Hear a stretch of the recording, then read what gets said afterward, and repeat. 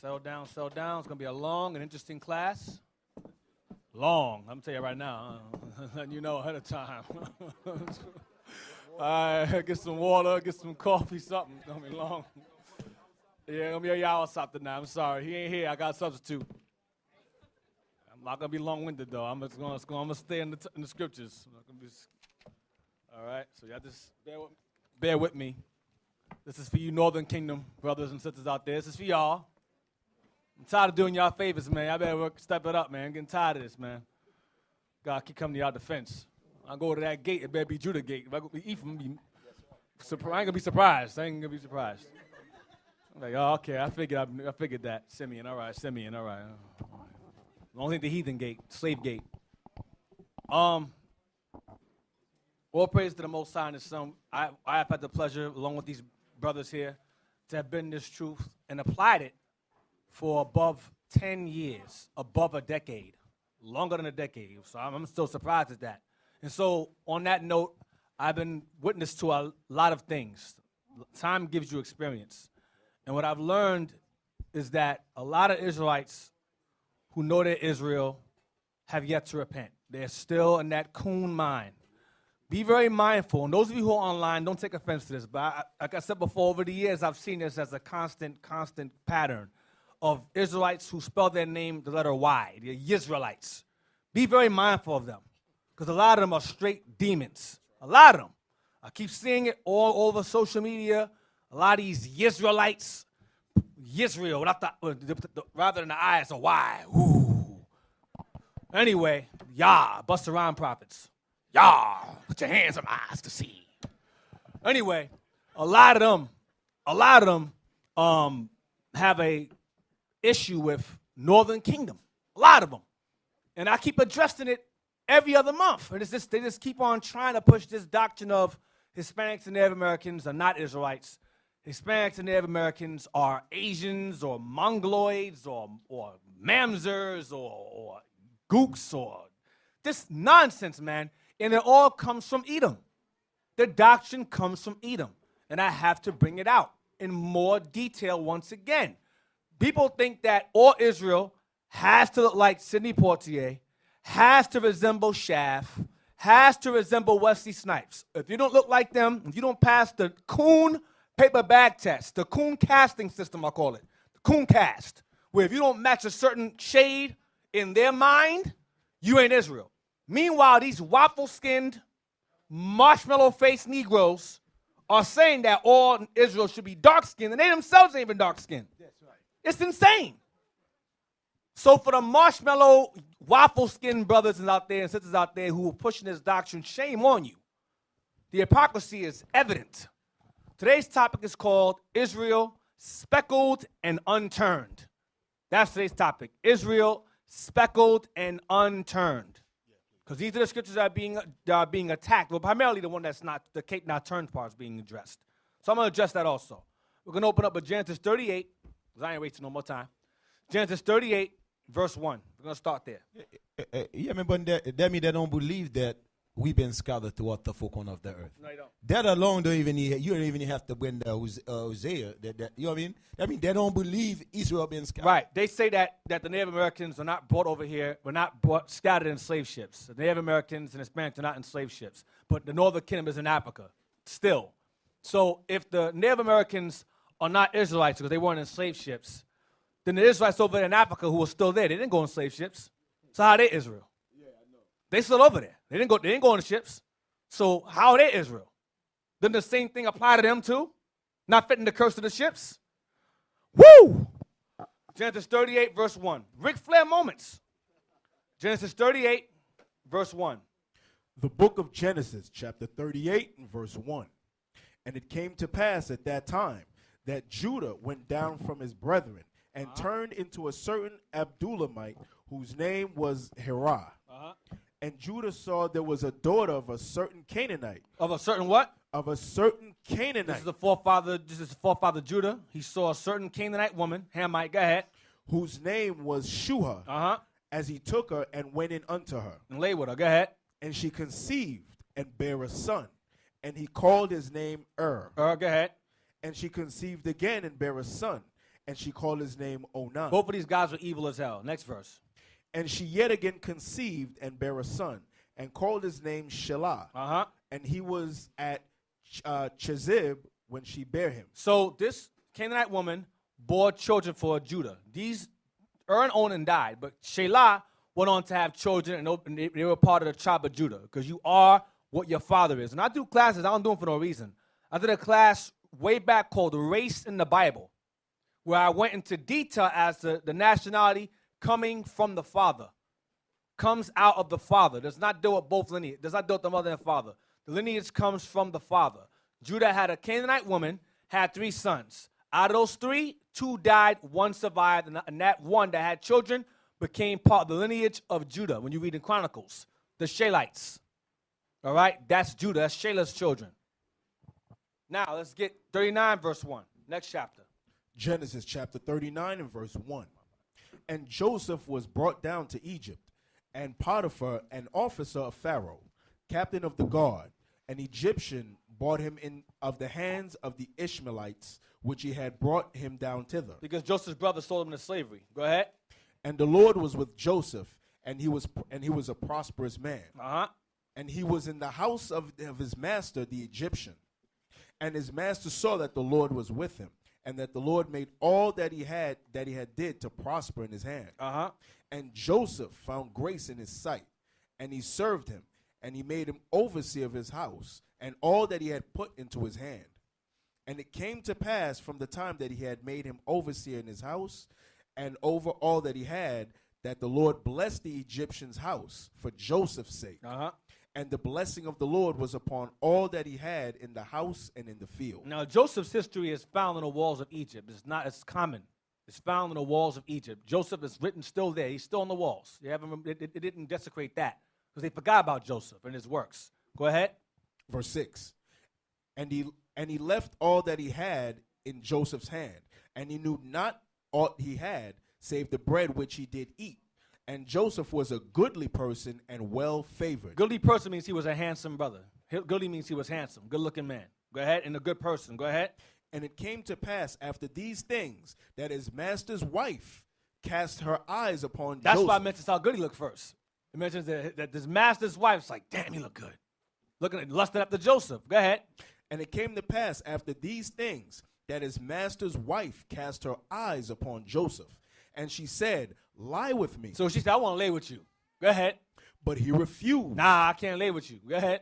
And said unto his master's wife, behold, my master wotteth not that is with me in the house, and he hath committed all that he hath in my hand. Mm-hmm. There is none greater in this house than I. I'm over this house. Go ahead. Over your possessions. Go ahead. Neither hath he kept back anything from me but thee, because thou art his wife. Go ahead. How then can I do this great wickedness and sin against God? It's adultery. I can't lay with you. That's adultery. Go ahead. And it came to pass, as she spake to Joseph day by day. Stop. So she spoke to Joseph every day. Go ahead, saying what? That he hearkened not unto her, to lie by her or to be with her. So she would either say lie with her, or okay, don't lay with me, lay next to me, or lay by me. He was like, no, because he knew what that would lead to. He wasn't stupid. Go ahead. And it came to pass about this time that Joseph went into the house to do his business, and there was none of the men of the house there within. So they were alone at this point. Go ahead. And she caught him by his garment. Now she thirsty. So now she grabs him now. Try to force him. Go ahead. Saying, lie with me. And he left his garment in her hand and fled and got him out. Because he knew what would happen. Because this time she was real firm with it. He's like, oh, let me get out of here. He ran. He ran from it. He said, hell no, I ain't get myself in trouble. Go ahead. And it came to pass. And left him start and left his things in her hand. He didn't even care about her stuff. You can have it. I'm out. He ran. Go ahead. And it came to pass when she saw that he had left his garment in her hand. He dissed her. Go ahead. And was fled forth, that she called unto the men of her house, and spake unto them, saying, see, he hath brought an Hebrew unto mock us. He came in unto me to lie with me, and I cried with a loud voice. He tried to rape me. Now she flips it around now. Go ahead. And it came to pass, when he heard that I lifted up my voice and cried, When I screamed, go ahead. that he left his garment with me, and fled and got him out. I screamed and he ran away. So at that point, Joseph gets locked up because she lied on him. So he gets locked up for this false accusation, false accusation. Now let's get 41, verse 44. We're going to jump up now. Eventually he gets out of prison. He gains status. Genesis 41, verse 44. Genesis chapter 41, verse 44. And Pharaoh said unto Joseph, I am Pharaoh, and without thee shall no man lift up his hand or foot in all the land of Egypt. I put you second in command. You'll be the vizier, the governor. Go ahead. And Pharaoh called Joseph's name Zaphnath-Paneah, and gave him to wife Asenath, the daughter of Potiphar. Potiphar, priest of On. So he gave him the daughter of he gave him Asenath, the daughter of an Egyptian priest of On. Go ahead. And Joseph went out over all the land of Egypt. And Joseph was 30 years old when he stood before Pharaoh, the king of Egypt. He was what? How old? He was 30 years old when he stood before Pharaoh, king of Egypt. And Joseph went out from the presence of Pharaoh and went throughout all the land of Egypt. Let's go to chapter 48, verse 8. So he got Asenath, the daughter of the priest of On, daughter of Potiphar. Genesis chapter 48, verse 8. Yep. And Israel beheld Joseph's sons and said, who are these? So Israel, Jacob, saw Joseph's sons and said, who are these kids? Go ahead. And Joseph said unto his father. Because I'm sorry, because at this point, Jacob's on his way, is on his deathbed. He's dying. He's sick and old. So he asked him, who are these boys here? Go ahead. And Joseph said unto his father, they are my sons, whom God hath given me in this place. They are my sons whom God has given me or blessed me with in this land of his captivity, because Joseph is in captivity here. So he got blessed with children by a heathen woman in his captivity. Go ahead. And he said, bring them, I pray thee, unto me, and I will bless them. That's all I want. And he blessed them and made them part of the tribes. Now, let's get Exodus 2:21. So you have Judah married a Canaanite woman. Joseph married an Egyptian woman. They go, see? So Joseph married an Egyptian woman.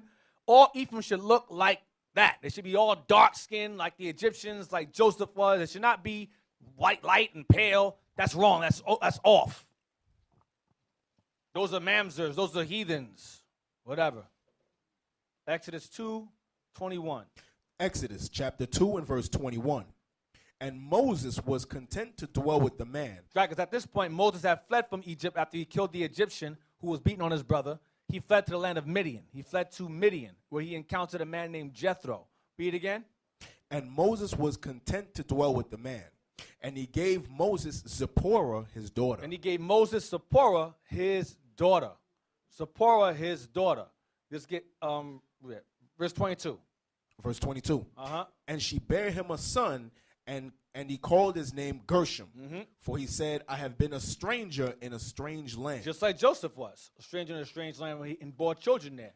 Let's get chapter 18 and verse 2. He had Gershom here. Let's see if he had any more. 18 verse 2. Exodus chapter 18 and verse 2. Then Jethro, Moses. When Jethro? Oh. When Jethro? Then when? Verse 1. Yeah. When Jethro, the priest of Midian, Moses' father-in-law, heard of all that God hath done for Moses and for Israel his people, and the Lord have brought Israel out of Egypt. Go ahead. Then Jethro, Moses' father-in-law, took Zipporah, Moses' wife, and he had sent her back. After he had sent her back. Go ahead. And her sons, of which and her what? And her two sons, of which the name of the one was Gershom. With the earlier, Gershom, go ahead. For he said, I have been an alien in a strange land. That means stranger. Go ahead. And the name of the other was Eleazar.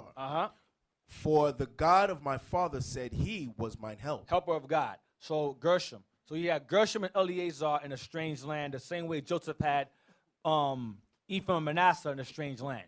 Right? Now let's get Numbers. Let's see what his wife's nationality was. Numbers 12 and 1. Numbers 12 and 1. Let's see what she was. Because remember, Joseph was not around his people. His people were in Canaan. Moses is not around his people. Moses is not around his people. His people were in Egypt. So this is their excuse behind them. You can't use them as I can have a heathen woman too. No, you cannot. Your people are all over the place. We're omnipresent. Unlike Moses' time, unlike Joseph's time, where they were one was in Canaan and one was in Egypt. Numbers 12 and 1. The book of Numbers, chapter 12, verse 1. And Miriam and Aaron spake against Moses because of the Ethiopian woman whom he had married. My Bible has Cushite. Some of y'all may have the same thing. Cushite means Ethiopian. Ethiopian woman. Go ahead. And Miriam and Aaron spake against Moses because of the Ethiopian woman whom he had married. For he had married an Ethiopian woman. Because it was passed down through all tradition by the forefathers not to marry Hamite women. Abraham said not to do it. Isaac said don't do it. Jacob said don't do it. And we retained some of those traditions among ourselves even up until the time of Moses. So Miriam and Aaron, well, primarily Miriam, said, why he married her for? He married a Hamite. But Moses was already away from his people for 40 years. He was gone. He was gone for 40 years. He fled at 40, came back at 80. She's mad now. He's 80 years old. But she wanted to run her mouth. So the Most High turned her from Angela Bassett to, what's her name? Meryl Streep. Or whatever. Katy Perry. For a week. All right? So now, let's get Genesis 49, verse 22. So Moses married an Ethiopian woman in a foreign land. Let's get Genesis 49 and 22.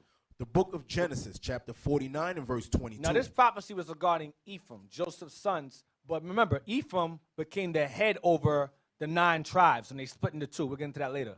So all the northern kingdom followed behind the example of Ephraim, because they were the top tribe. Read again. Genesis chapter 49, verse 22. Uh-huh. Joseph is a fruitful bow, even a fruitful bow by a well. Meaning by water. Go ahead, body of water. Go ahead. Whose branches run over the wall. Whose branches run over the wall. Now, my Bible has branches. It says daughters in some Bibles. It means that the children, the women primarily, were going to go outside of their nation and mingle with the heathen men. This is something that Ephraim is prone to doing, especially the sisters. Ephraimite women are known to mess around with heathen men. George Zimmerman's mom, Northern Kingdom. Shakira's mom, Northern Kingdom. Salma Hayek's mom, Northern Kingdom. You find numerous accounts of Northern Kingdom women marrying heathen men all the time. Now, does Judah do it? Yes, but they were more so loyal to theirs than Ephraim was. All right? And Ephraim men are also known to do it. I'm going to deal with them in that scripture. I'm going to deal with them scripturally. But you had numerous present instances where you have Ephraimite women messing around with heathen men all the time. Let's get 2 Samuel 5. Yep, 5 verse 10. The book of 2 Samuel, chapter 5 and verse 10. Mm-hmm. And David went on and grew great, and the Lord God of hosts was with him. Go ahead. And Hiram, king of Tyre, Hiram, king of Tyre, go ahead. Sent messengers to David, and cedar trees, and carpenters, and masons, and they built David an house. So Hiram liked David. He loved David. He was a fan of David because he heard of David's heroic battles and so forth, and he heard of David's becoming great and mighty, a mighty warrior. So Hiram liked David.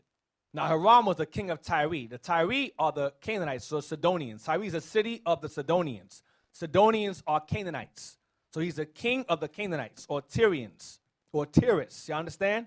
Tyre, Tyrus, Sidon is all one thing. It's all one the same. Tyrians, Sidonians, Canaanites is all one. This guy, Hiram, was a king of Tyrians or the Sidonians. Let's get 1 Kings 5 and 1. Let's see what he was. And he bought David materials and built David a house in respect of, in honor of him. 1 Kings 5, verse 1. The book of 1 Kings, chapter 5 and verse 1. And Hiram, king of Tyre, sent his servants unto Solomon. So now he sent his servants. He lived for a long time. He lived from David's death all the way into Solomon. All right? And he helped Solomon as well. Go ahead.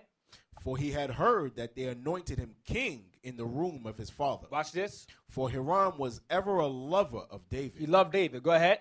And Solomon sent to Hiram, saying, Thou knowest how that David my father could not build an house unto the name of the Lord his God. He couldn't build a temple. Go ahead. For the wars which were about him on every side. Because he spent too much blood. The Lord said, you can't build no temple, David. You killed too many people. Let your son do it. Go ahead. Until the Lord put them under the soles of his feet. But now the Lord my God hath given me rest on every side, so that there is neither adversary nor evil occurrent. Uh-huh. And behold, I purpose to build an house unto the name of the Lord my God, as the Lord spake unto David my father, saying, Thy son, who I will set upon thy throne in thy room, he shall build an house unto my name. Now therefore command thou that they hew me cedar trees out of Lebanon, and my servants shall be with thy servants. We work together. Go ahead. And unto thee will I give hire for thy servants, according to all that thou shalt appoint. For thou knowest that there is not among us any that can skill to hew timber like unto the Sidonians. Unto who? Like unto the Sidonians. Because Tyre was a city of the Sidonians. That's why he's saying that you guys are the best builders. So he utilized these heathen. The heathen had skills. I'm gonna use them. And since you're a friend of my father, I'm gonna utilize you. You work together to build this temple. Go ahead. Verse 7. And it came to pass when Hiram heard the words of Solomon that he rejoiced greatly and said, Blessed be the Lord this day, which hath given unto David a wise son over this great people. Right. Let's get chapter 7, verse 13. Chapter 7, verse 13. And we're going to read to verse 14. 1 Kings 7, verse 13. The book of 1 Kings, chapter 7, and verse 13. And King Solomon sent and fetched Hiram out of Tyre. He was a widow's son. Because people refer to him as Hiram Abith, meaning Hiram the widow's son.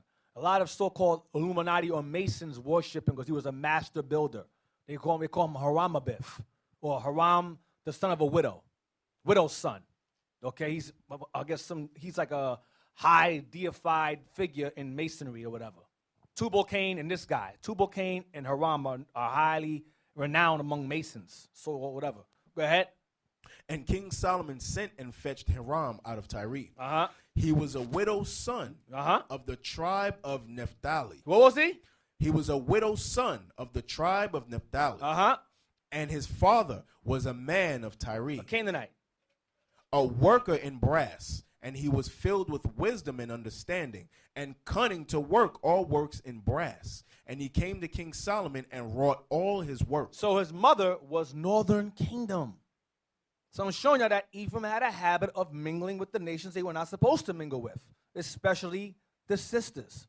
They were not supposed to do that. His mother was Naphtali, but he was a Sidonian. He was a Canaanite. You understand so far?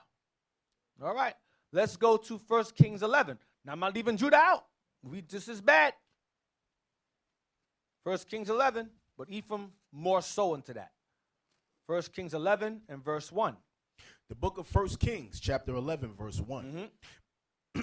But King Solomon loved many strange women. King Solomon, Judite, loved many heathen women. Go ahead. Together with the daughter of Pharaoh. And the Egyptian woman. Go ahead. Women of the Moabites. He loved Chinese. Ammonites. He loved Japanese. Edomites. He loved Edomite women. White women. Go ahead. Zidonians. Hamites. And Hittites. He loved more Hamites. Go ahead. Of the nations concerning which the Lord said unto the children of Israel, ye shall not go into them. Do not lay with these nations. He did it anyway. But the Lord said, listen, during Solomon's time, I promised David during his son's time, I'll give him peace. But after a while, I'm going to take that peace away from him because he's being evil as hell by doing this. Go ahead. Neither shall they come in unto you, for surely they will turn away your heart after their gods. Solomon clave unto these in love. The Lord is saying, when you make these other nations and you lay with them, it is inevitable that they're going to destroy you. You cannot be married to the other nations. It says surely, not maybe, sometimes. It says surely they will turn you to serve their gods. It's inevitable. Go ahead. And that's what happened to Solomon. Go ahead. Verse 3. And he had 700 wives. So 700, he had 700 Israelite wives. His own people, 700 of them. Go ahead. He had 700 wives, princesses, and 300 concubines. 300 heathen wives. How much is that? 1,000. Keep that number in mind. 1,000 women. Solomon had 1,000 women all day. I don't understand how he had time to do anything. This lust is crazy. Ecclesiastes 7 and 25. Watch this. Because the doctrine is that when Song of Solomon was written by his woman, When it says I am black, it's not Solomon saying he's black. It's his woman saying that she's black. What? Watch. Hey, Deacon, Yeah. Deacon, so if you had a 1,000 wives, that means he probably saw one wife every 3 years. I don't know what he did. Solomon had powers. I don't know what he did to maintain that joy. I don't know. I don't understand it. Had all kind of herbs. Just keeping this all day. All day like this. Yeah, but at least Solomon was a king. You got Negroes today that work at McDonald's and might got 2-3 wives. That's what's wrong with that. Packing bags at Walmart. I got 8 wives, brother. Yeah, okay. Packing bags. Ecclesiastes 7 and 25. The book of Ecclesiastes, chapter 7, verse 25. I applied mine heart to know and to search and to seek out wisdom. Solomon had 2 vices. He wanted to know, like some of y'all in here, he wanted to know everything. The Lord gave Solomon wisdom beyond any other man. But Solomon said, that's not good enough. I want to know everything. And I mean, I want to know everything. Watch this. Go ahead. Ecclesiastes is a book of regret. I'm going to say it again. Ecclesiastes is a book of warning and regret. Like, you know that old hustler, that dude that was a hustler? The old man, I used to do that, man. Don't do that. That's not good. I've been through it. I've been locked up. I've been shot. I've been so-and-so. Don't do that. Ecclesiastes is the same exact thing. I've done this. I've done that. I've done so-and-so. Don't do what I did. It's not worth it.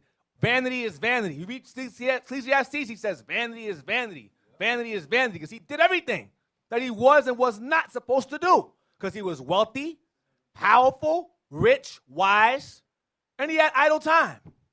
Like celebrities do today. They do dumb stuff. I'm bored. Let me sip some Coke. Why? I don't know what's there. Woo! Why'd I do that? I don't know. I'm going to do it again. This is how celebrities are. And Solomon did the same exact thing. Solomon would just do dumb things because he had the power to do it. Whatever he wanted, he got. Without question, the Lord sat by. Oh, this guy is getting simple. But we don't. You want to say something louder? Yeah, but with all that wisdom, he also had a dumb spirit working with him. Yeah, he did. He did. Read that. He had a fault. Go ahead. Ecclesiastes 7, verse 25. I applied mine heart to know and to search and to seek out wisdom and the reason of things. Why things happen, why things are done. And to know the wickedness of folly. I want to know why people sin. In order to know that, I got to indulge in it. I have to involve myself in it. Go ahead. Even of foolishness and madness. Dumb things. I want to learn these things. Why do people sin? Why do they sin? Why do they serve this God? Why do they serve that God? For what purpose? Let me find out. Let me do it. Let me involve myself in it. Go ahead. And I find more bitter than death the woman. Because these women introduced him to that folly and that madness that he wants to seek out. Go ahead. Whose heart is snares and nets, and her hands as bands. Whoso pleaseth God shall escape from her, but the sinner shall be taken by her. Himself. Next verse. Behold, this have I found. So while researching, I realized this. This have I found. Go ahead. Saith the preacher, counting one by one. I counted each one. Go ahead. To find out the account. To figure out which ones please God. Watch this. Which yet my soul seeketh. But I find not. I can't find them. Go ahead. Watch this. One man among 1,000 have I found. One man among 1,000 have I found. The only one that have wisdom among them is myself. All the 1,000 women he had were idiots. All 1,000 were stupid. So how did they write Song of Solomon? Being stupid. Read it again, please. Behold, this have I found, saith the preacher, counting one by one. He counted each one to see which one had wisdom. Go ahead. To find the account. Of wisdom. Go ahead. Which yet my soul seeketh. Which I'm still looking for. Go ahead. But I find not. I still can't find it. Go ahead. One man among 1,000 have I found. Myself among these 1,000 women. Go ahead. But a woman among all those have I not found. Because they were stupid. So how'd they write Song of Solomon? How'd they write it? Which wife wrote it? They were simple. He's saying they're simple as hell. Let's get Song of Solomon 1 and 1. Song of Solomon, chapter 1, verse 1. Watch this. Watch. The Song of Songs, which is Solomon's. Read again. The Song of Songs, which is Solomon's. Solomon's wife. The Song of Songs, which is Solomon's. Solomon's wives. The Song of Songs, which is Solomon's. Verse 1 makes it very clear whose song it is. The Song of Songs, which is Solomon's. 1 Kings 4 and 31.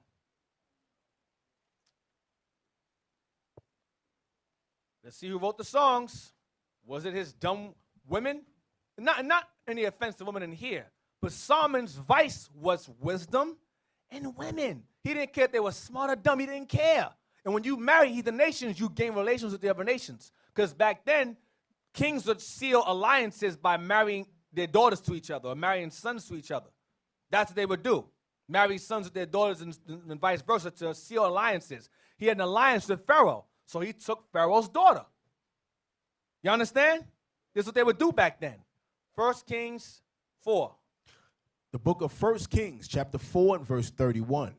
For he was wiser than all men, than Ethan the Ezrathite, and Ezrathite, go ahead. and Heman the Chalco, and Darda, the sons of Mahal. These are all wise men. Ethan of Ezrathite, Heman, Chalcol, Darda, go ahead.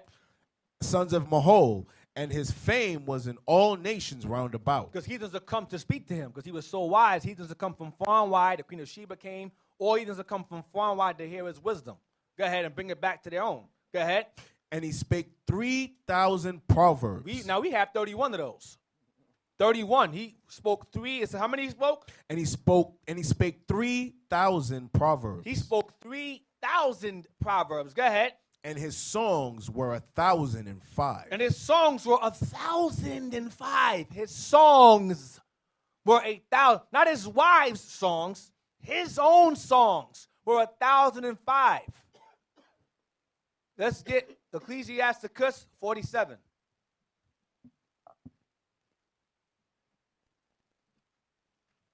Ecclesiasticus 47 and verse 13. The book of Ecclesiasticus in the Apocrypha, chapter 47 and verse 13. Solomon reigned in a peaceable time. Right, because the Lord promised David that Solomon was going to reign in a peaceable time to build the temple. Go ahead. And was honored, for God made all quiet round about him, that he might build an house in his name and prepare his sanctuary forever. Go ahead. How wise was thou in thy youth? When he was young, he was very wise. He asked the right things. Go ahead. And as a flood filled with understanding. Go ahead. Thy soul covered the whole earth. I mean, his understanding was all nations came to him to learn from him and brought it back to themselves. So a lot of these wise philosophers and scholars of old, a lot of them learned from Solomon. A lot of them learned from him. They just took it back to their nations. Go ahead. Thy soul covered the whole earth, and thou fillest it with dark parables. Go ahead. Thy name went far unto the islands, and for thy peace thou wast beloved. Go ahead. The countries marveled at thee for thy songs. And wait, read again. The countries marveled at thee for thy songs. For thy what? For thy songs. For your songs. Go ahead. And proverbs. Your proverbs. And parables. And interpretations. That's wisdom of Solomon. His parables and interpretations is wisdom of Solomon. Go ahead. By the name of the Lord God, which is called the Lord God of Israel, thou didst gather gold as tin, and didst multiply silver as lead. Extremely, extremely wealthy. Go ahead. Thou didst bow thy loins unto women. Here's his fault. Read again. Thou didst bow thy loins unto women. When it came to women, he was weak. He didst bow his loins unto women. That was his weakness, his vice. Go ahead. Hold on. When you say bow his loins to woman, what does that mean? Is that term we use today? That thing get a mind of its own. You understand? You know, he said some people, they don't think with their head, they think with their loins. That's what Solomon used to do. He was thinking with his little man. He wasn't thinking with the man up here.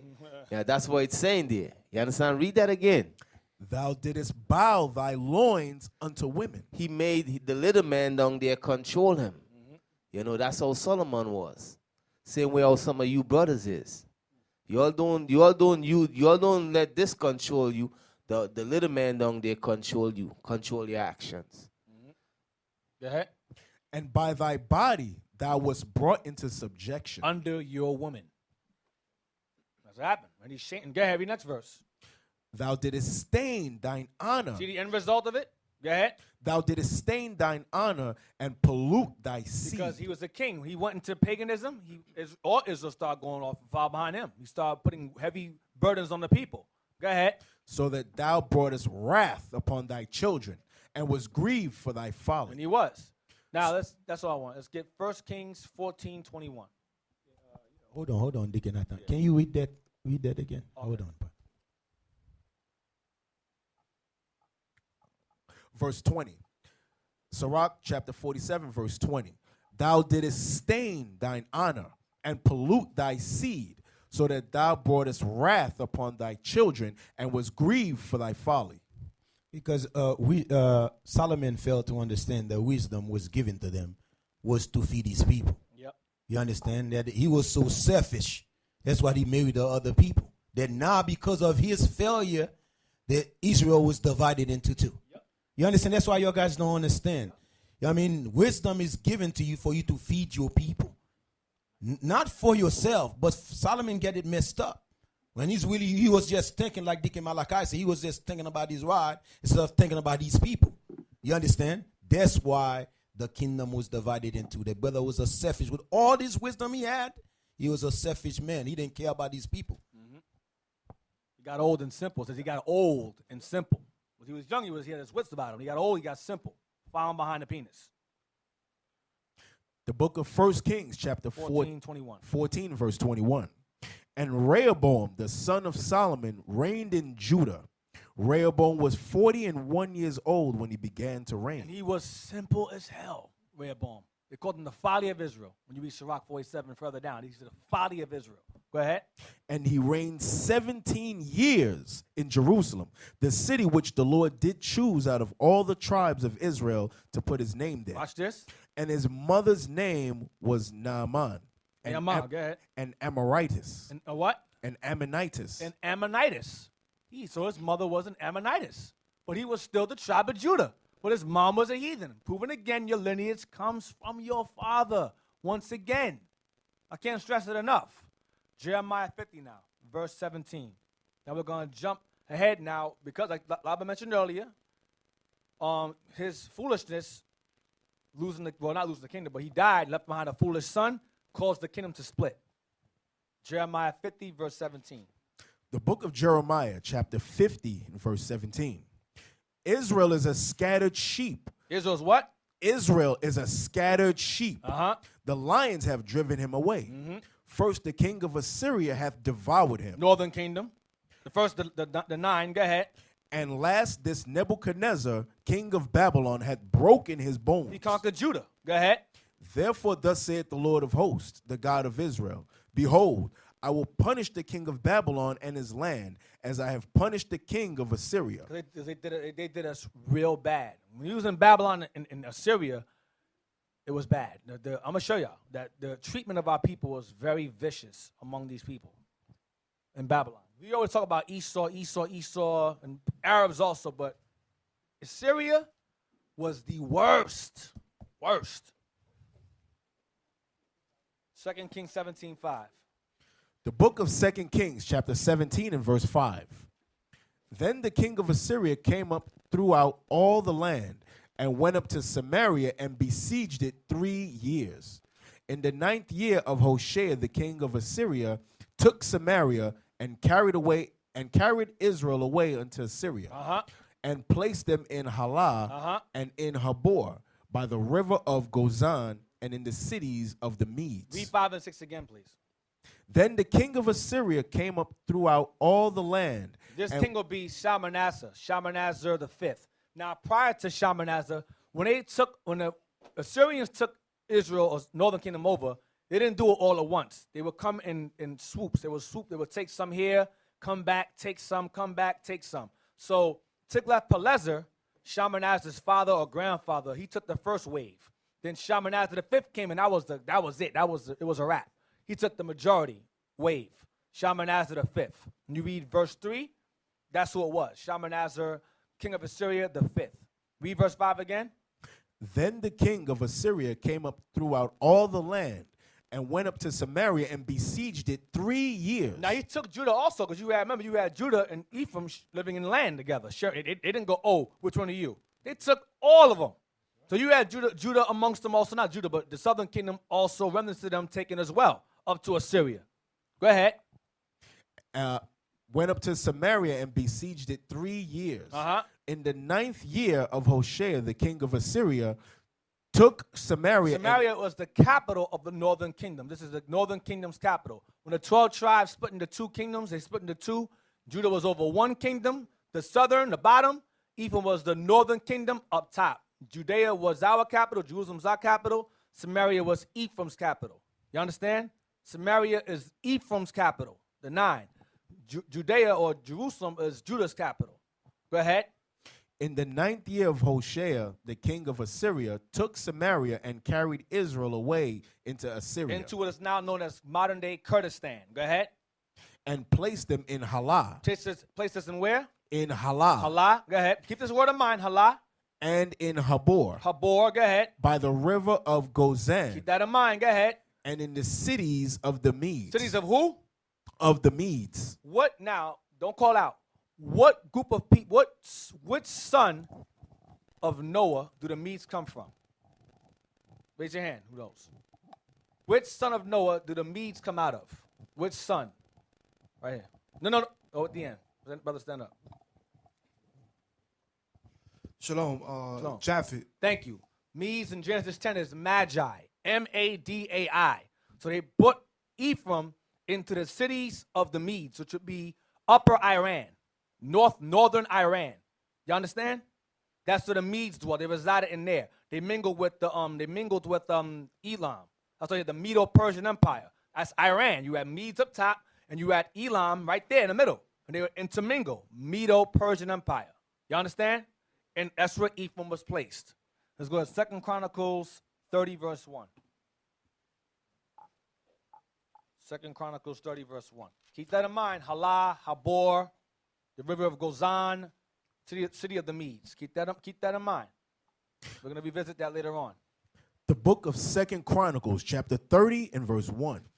And Hezekiah sent to all Israel and Judah and wrote letters also to Ephraim and Manasseh that they should come to the house of the Lord at Jerusalem to keep the Passover unto the Lord God of Israel. Because you have remnants of Ephraim, of northern kingdom, period, that the Assyrian king Shalmaneser had not taken. He took the majority. Remember, he took them in waves. Tiglath-Pileser or Pul took the first wave. Shalmaneser took the second largest wave, but there was some left, stragglers left. Then Hezekiah wrote to them saying, listen, come keep the Passover. Y'all already jacked up. You might as well come serve the Lord. Look at you. Read again. And Hezekiah sent to all Israel and Judah and wrote letters also to Ephraim and Manasseh that they should come to the house of the Lord at Jerusalem to keep the Passover unto the Lord God of Israel. Hezekiah was a righteous king, so righteous that the Most High extended his life 15 extra years. That's how righteous. The Most High gave him 15 more years of life. That's how righteous he was. Next verse. Verse 2. For the king had taken counsel and his princes and all the congregation in Jerusalem to keep the Passover in the 2nd month. For they could not keep it at that time. The first time. Go ahead. Because the priests had not sanctified themselves sufficiently, neither had the people gathered themselves together to Jerusalem. There's a law that tells you that if you miss the first Passover, you can keep it a second time. The second time. So at this point, Levi, y'all dropped the ball on that one. Y'all ain't wash yourselves enough, so y'all had to postpone Passover 1 month for the next month. Make it clear it's not watch your body, man. Their mind was not clear. They didn't anoint themselves properly for the office. They didn't anoint themselves properly. That's what I mean by why not bathe. I know what you mean, Lava. Go ahead. Verse 4. They were stinking. Y'all stink. I ain't keeping Passover this month. No, I'm just joking. Go ahead. And the thing pleased the king and all the congregation. So they established a decree to make proclamation throughout all Israel, from Beersheba even to Dan. That's where Ephraim was. Go ahead. That they should come to keep the Passover unto the Lord God of Israel at Jerusalem. for they had not done it of a long time, in such sort as it is written. Go ahead. So the post went out with the letters from the king and his princes throughout all Israel and Judah. Post means mailmen. We had mailmen. You know, go out and give out the mail. Listen, delivery from the king, come keep Passover. Go ahead. And according to the commandment of the king, saying, Ye children of Israel, turn again unto the Lord God of Abraham, Isaac, and Israel, and he will return to the remnant of you. The remnant of you. Go ahead. That are escaped out of the hand of the kings of Assyria. So some northern kingdoms managed to avoid Assyrian captivity. Some of them. Very, very few, but the majority of Samaria was gone. It was desolate. But you had stragglers left that managed to hide, avoid it. Go ahead. Verse 7. And be not like ye, and be not ye like your fathers, and like your brethren, which trespass against the Lord God of their fathers, who therefore gave them up to desolation, as ye see. And you were taken captive. So you have remnants of Ephraim left. Many of these remnants fled into, either resided in this area here, or a lot of them fled into Africa. A lot of them fled to Africa, what you know of as the Yoruba. A lot of them are Yoruba. And fled into those areas. In a lot of southern areas, you have Gabon, the west coast. That's Ephraim's over there too. Took a lot of so-called Mexicans and brought them over there. A lot of them. That's another class. You know, like when you pay attention to their history right there, that's showing you the power of God, man. Judah king did not help his brother because there was an order coming from God. Listen, these people going into captivity, you cannot help them. Think about it, how mighty God have to be. That means your own people, God said, don't help them. God is not an emotion king. You understand? We are emotion king. You understand? God don't have no emotion in him. You understand? But that's why we as a people have to understand these things, man. God can take one of you out of this crowd that is wicked. Then the rest, he protect all of it. You understand? So you cannot play with a God like that. Go to jewishvirtuallibrary.org, the Assyrians. I sent you a link on the history of the Assyrians. We're going to start from where it says the Assyrian conquerors invented. And read that. Who wants to read it? The Assyrian conquerors invented a new policy toward the conquered. Stop. So the Assyrian conquerors invented a new policy towards the conquered. Watch this. In order to prevent nationalist revolts. Stop. In order to prevent nationalist revolts, meaning all races, a race coming together to fight against them, to abate or to stop or prevent nationalist revolts. Go ahead. By the conquered people. By those whom they conquered. Go ahead. The Assyrians would force the people they conquered to migrate in large numbers to other areas of the empire. They would force them, a forced migration in large numbers. You have a thing called the Trail of Tears that Esau did to Northern Kingdom. From Florida all the way to Oklahoma. And you have blacks among them. And that's how Black Wall Street began. Continue. Besides guaranteeing the security of an empire built off of conquered people of different cultures and languages. Doesn't that sound so familiar? Besides guaranteeing the security of an empire built off of conquered people of different cultures and languages. Go ahead. These mass deportations of the populations in the Middle East, Go ahead. Mesopotamia, and Armenia turned the region into a melting pot of diverse cultures. Wow! Turned the region into a melting pot of diverse cultures, religions, and languages. Doesn't that sound so familiar? Sounds so present. Yeah, man, then you notice that thing smell like America. Yeah, it does. It smells very Americanish smell. Go ahead. Whereas there would be little cultural contact between the conquered and the conquerors in early Mesopotamia. Because everybody's all mingled around. They don't have time to overthrow Assyria because they're all mingled together. Coming together as one. Go ahead. Under the Assyrians, the entire area became a vast experiment in cultural mixing. Read it again. Under the Assyrians, the entire area became a vast experiment in cultural mixing. Became a vast experiment of cultural mixing. I said it to y'all before. I'll say it again. America is an amalgamated kingdom. America took all the pros and cons of every kingdom before it and merged it into itself. We're literally reliving every captivity from Assyria, From Egypt to Assyria until Rome until now. That's why it's the worst captivity of all time. It's the worst because it's all of them in one. Yeah, you remember the scripture said there's a darkness, like a dark, pale right. dark place. Gross darkness, Yeah. it says. Read it again. I like that word. It says experiment. Read that part again. Under the Assyrians, the entire area became a vast experiment in cultural mixing. It was the Assyrian monarch Sargon II He's in Isaiah. Go ahead. from 721 to 705 BC. He's in Isaiah 20. Go ahead. Who first forcefully relocated Hebrews after the conquest of Israel.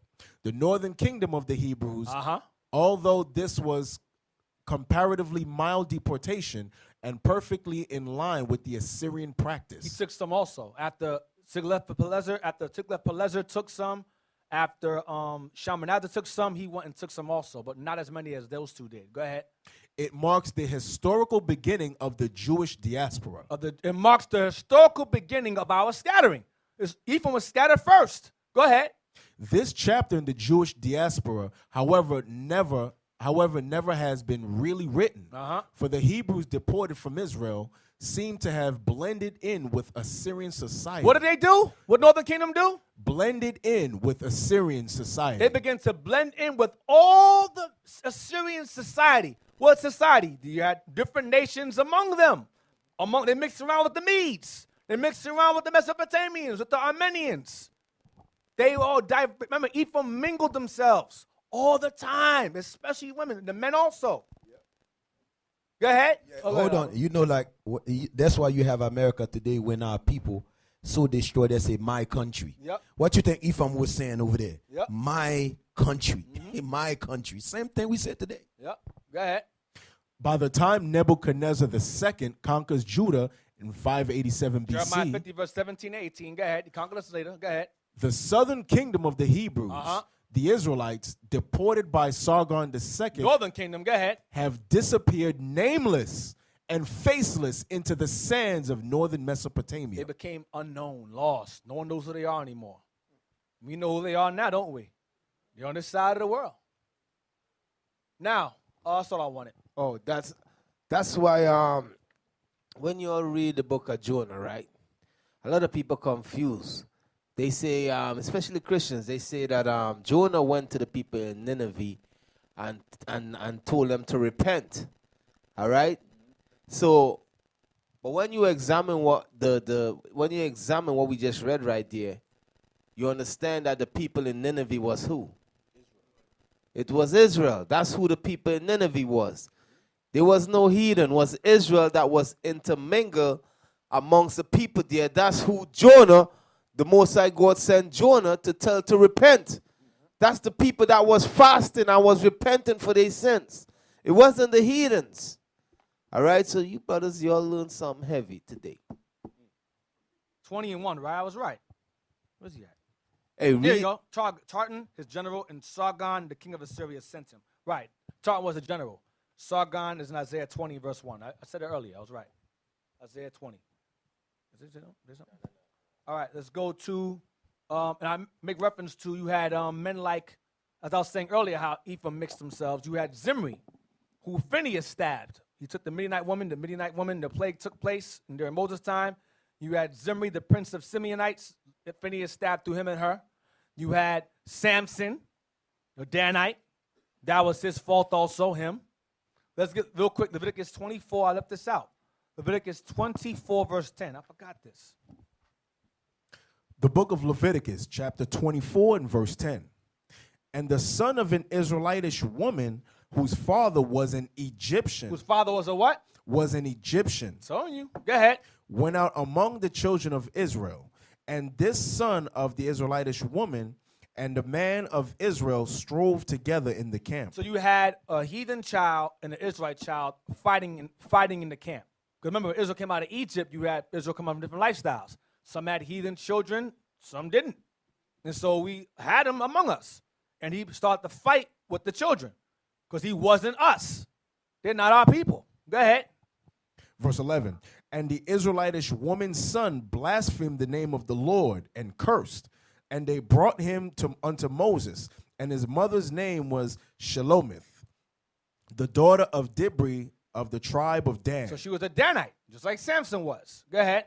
And they put him in ward, Locked them up, put them in ward. Locked them up. Go ahead. that the mind of the Lord might be showed them. What to do with him. Go ahead.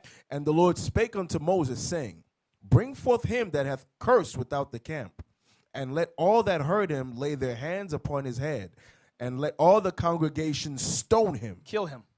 Go ahead. And thou shalt speak unto the children of Israel, saying, Whoever curseth God shall Whoever bear curseth his God, go ahead. whoever curseth his God shall bear his sin. You'll die. Go ahead.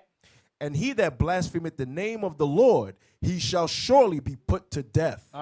And all the congregation certainly stone him. Shall certainly stone him. And all the congregation shall certainly stone him. Watch this. As well the stranger. As well the stranger, because that's what he was. As not only Israelites get put to death, the strangers among you get put to death also for cursing me. Go ahead. As he that is born in the land. They get the same treatment. Go ahead. When he blasphemeth the name of the Lord, shall be put to death. See, so that Danite woman had an Egyptian child. Ephraim was known to do this. Let's get, jumping back down now. Let's go to Ezekiel 20, verse 31. Lava mentioned earlier how through cultural mixing and melting pot and assimilation, we start to say, oh, my people or my country. Same thing. We're gonna read that right now. Ezekiel 20 and verse 31. The book of Ezekiel, chapter 20 and verse 31. When ye offer your gifts, when ye make your sons to pass through the fire, ye pollute yourselves with all your idols, even unto this day. And shall I be inquired of by you, O house of Israel? As I live, saith the Lord God, I will not be inquired of by you. And that which cometh into your mind shall not be at all that ye say. What do we say in our mind? We will be as the heathen. I'm going to be like the white man. I'm going to be as the Arab man. I'm going to be as the Chinese man, as the Japanese man. I'm going to be as the white woman, as the white man. I'm going to be just like them. Bleach my skin, dye my hair, blonde my hair, bleach, perm my hair. I'm going to do what it takes to be as white as I possibly can, including marry them. Intermarry. Because if you think you're a heathen, who you going to marry? Heathens. You think you're them. Go ahead. And that which cometh into your mind shall not be at all as that ye say. We will be as the heathen, as the families of the countries, to serve wood and stone. As I live, saith the Lord. That's all I want. So let's get BibleHistory.com. BibleHistory.com. More on Assyria again.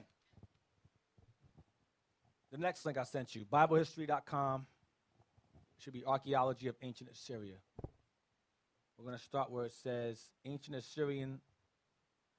Right there. Read that. Ancient Assyrian policy was to deport defeated nations and lead them captive to other lands. This would destroy their sense of nationalism. What would it do? This would destroy their sense of nationalism. This would cause them to forget who they are, to lose care for their people, destroy their sense of nationalism. Meaning, like they say, it doesn't matter what your nationality is. We're all children of God. That's the same exact thing. We're all God's children. We're all the children of God. Lose all sense of nationalism. You will rise above your people. You're Oprah now. You're Medea now. Tyler Perry now. You will rise above the status of your people. You lose all sense of nationalism. Because the nation know who they are. When you listen to Jake on the TV, man, on the news, we all Americans. Yep. Where they get that from? Because they believe that nonsense. You're not Americans. You were brought up here in cargo slave ship because of breaking God's commandments. How the hell you find yourself to be Americans? Make no damn sense because you destroy. Read it again. Pull it back up. Pull it back up. This would destroy their sense of nationalism and force them to move willing to submit. Nope. Force them to be more willing to submit. To be more submissive, docile, complacent, weak, house Negro. Go ahead. The Assyrians were miraculous in warfare. They were vicious in warfare. Go ahead. In fact, military strategists today have a difficult time understanding how the Assyrians were so advanced in their military tactics. Most of the nations plundered other nations, but Assyria was the worst. Assyria was the worst. Go ahead. They were the very definition of a plunderer, because the Lord had raised them up to plunder his rebellious people. Did the Most High raised up? I'm going to send them against you. All nations, this is the worst. I'm going to send the worst of the worst against you. Gentlemen, sure they did. The Assyrians were also diabolically cruel. They were diabolically cruel. I mean, they were skillful at it. Go ahead. They skinned their victims alive, cut off their hands, Sounds so familiar. Cut off their hands, skinning people. Go ahead. feet, noses, ears, eyes, pulled out tongues, made mounds of heads. Hey, took those heads, put them on trees, ornaments, Christmas. They did the same thing. Go ahead. Made mounds of heads, and many more atrocities to inspire terror in those who were demanded to pay tribute. And that was us. Noses, ears, cut out tongues, and put mounds of heads. And they were hanging those heads on trees during Christmas celebrations. That's where you get them ornaments from.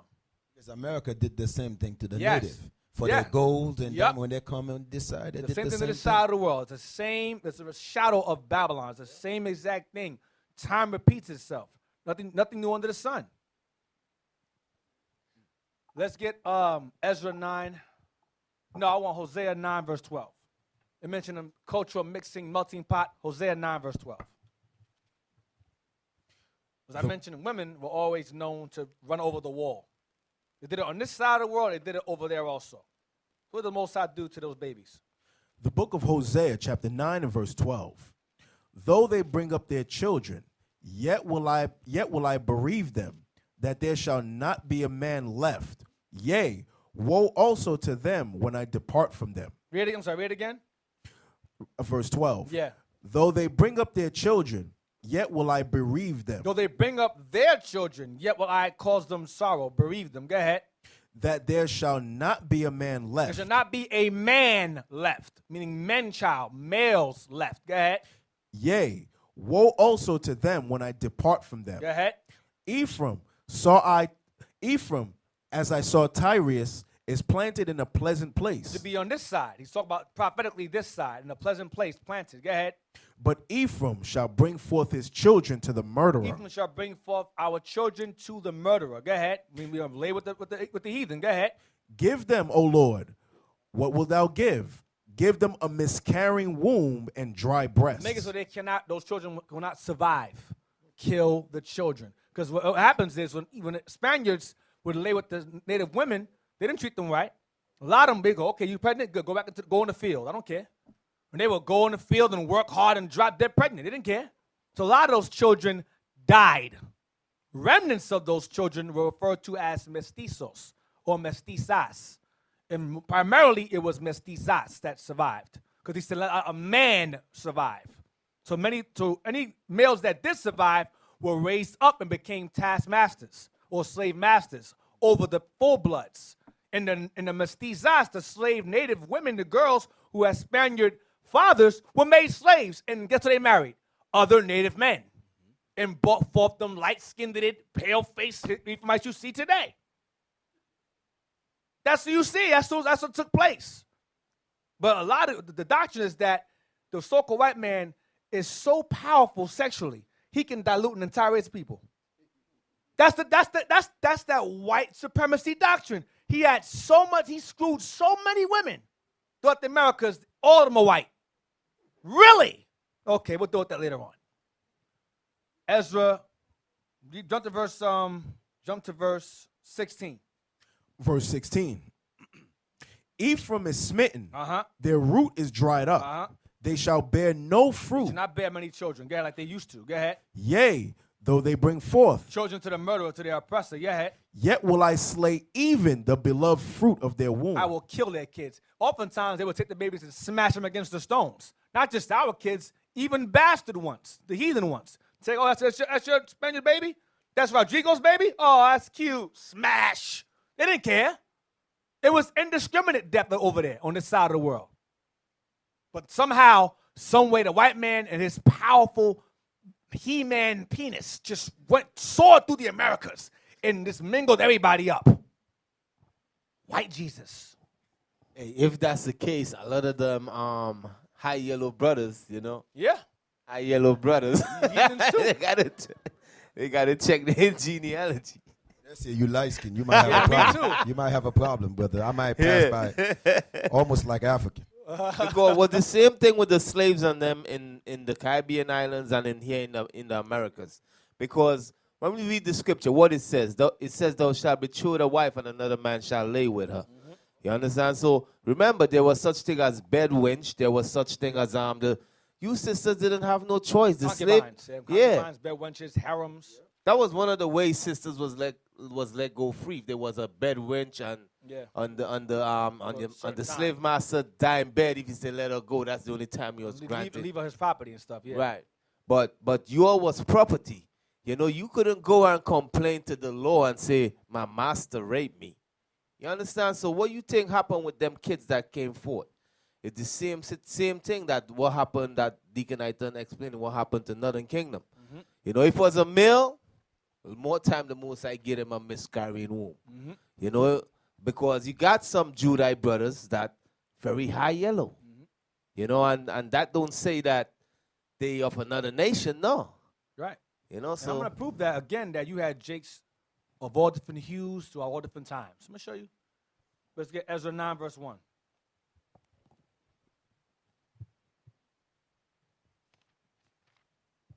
Ezra 9, verse 1. The book of Ezra, chapter 9 and verse 1. Now when these things were done, the princes came to me, saying, the people of Israel and the priests and the Levites have not separated themselves from the people of the lands. Now, what I want, I'm sorry. I think I left that out.